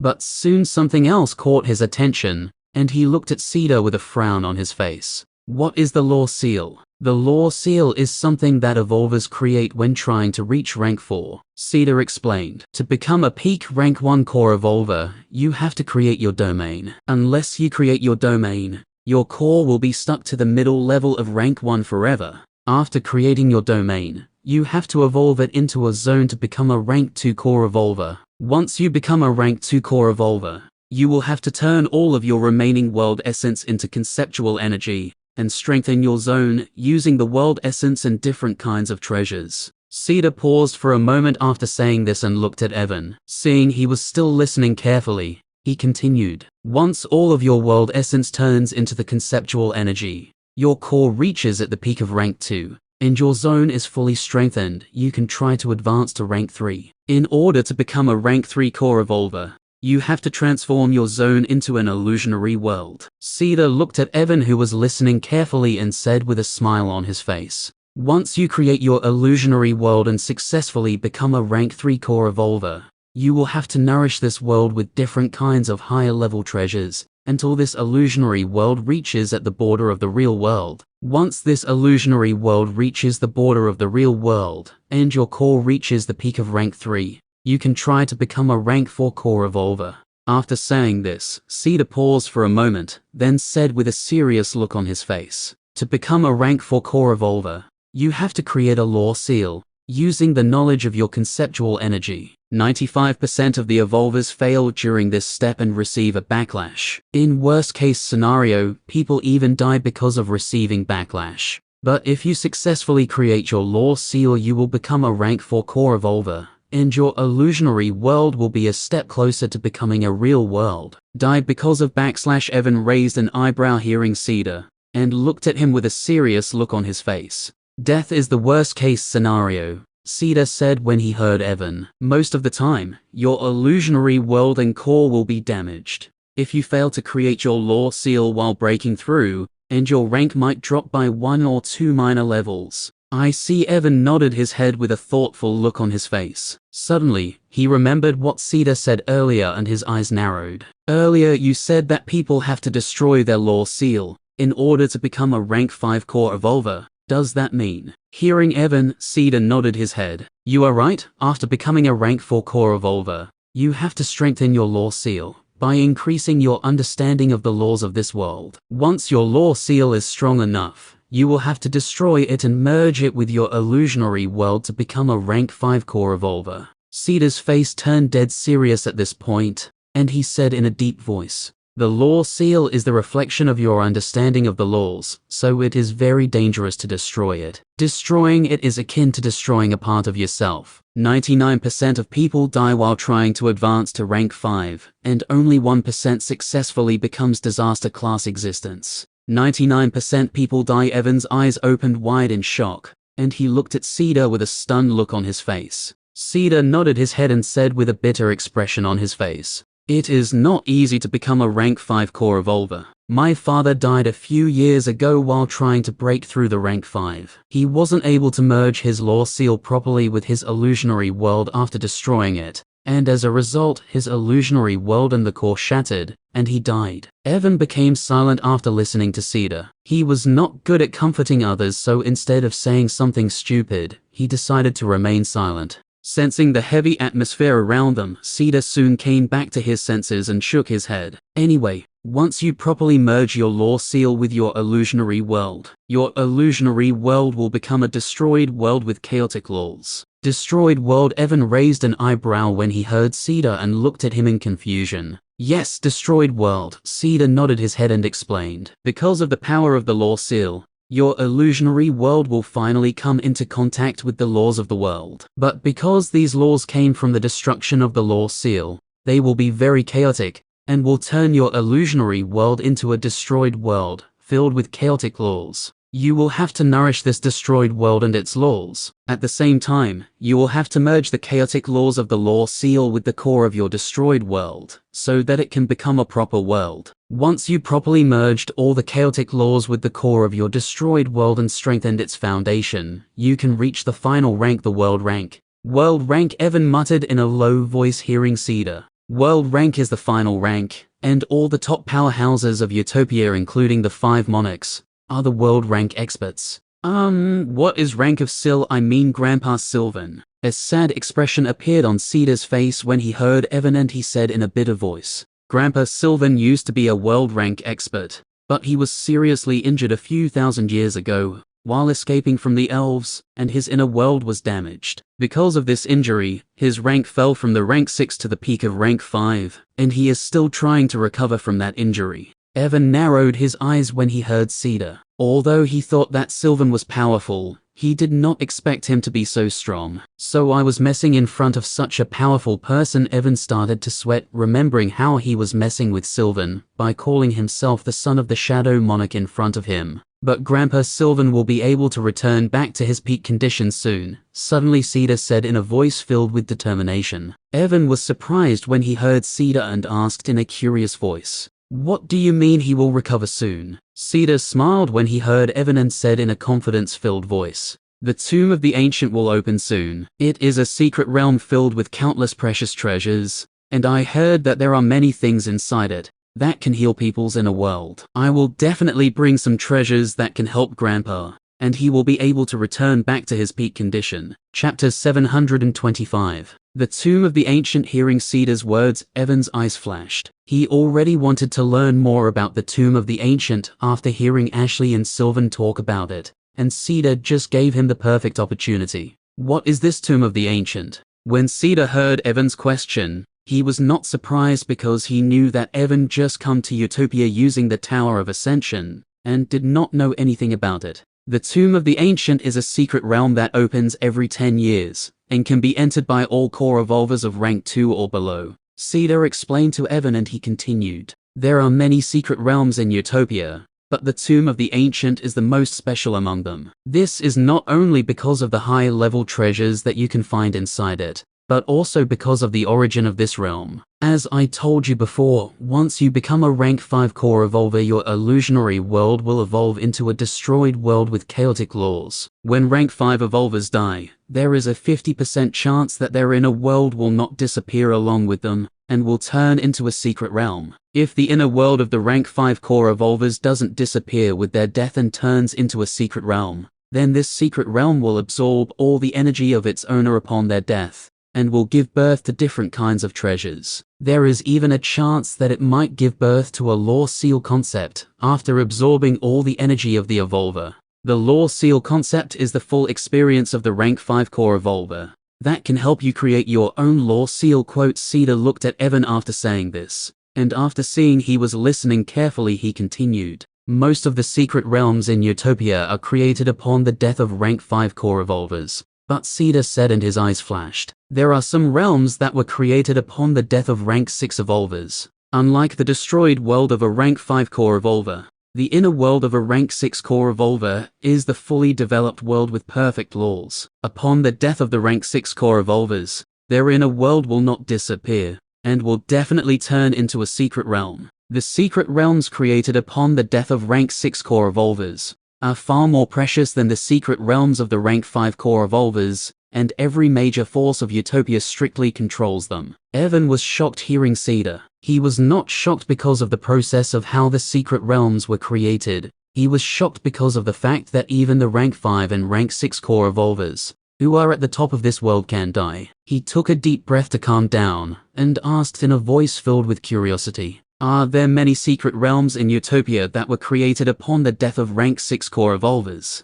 Hearing Evan, Cedar smiled and shook his head. "Rank 6 core evolvers are at the top of this world. How can there be many realms related to them? From what I have read in the books, there are only 11 secret realms related to the rank 6 core evolvers in the entire Utopia." I see. Evan nodded his head in understanding, hearing Cedar. Suddenly, something clicked in Evan's mind, and he looked at Cedar with a shocked look on his face. Is Tomb of the Ancient also one of the secret realms that was created upon the death of a rank 6 core evolver? If the Tomb of the Ancient was created upon the death of a top powerhouse of Utopia, then Evan could understand why people were so excited about its opening. But to Evan's surprise, Cedar shook his head hearing him. Tomb of the Ancient is not related to a rank 6 core evolver. What? Evan was stunned when he heard Cedar and looked at him with a confused look on his face. If not rank 6, then does it mean it was created upon the death of a rank 5 core evolver? He asked, feeling puzzled why Cedar said Tomb of the Ancient is the most special realm, even among other secret realm,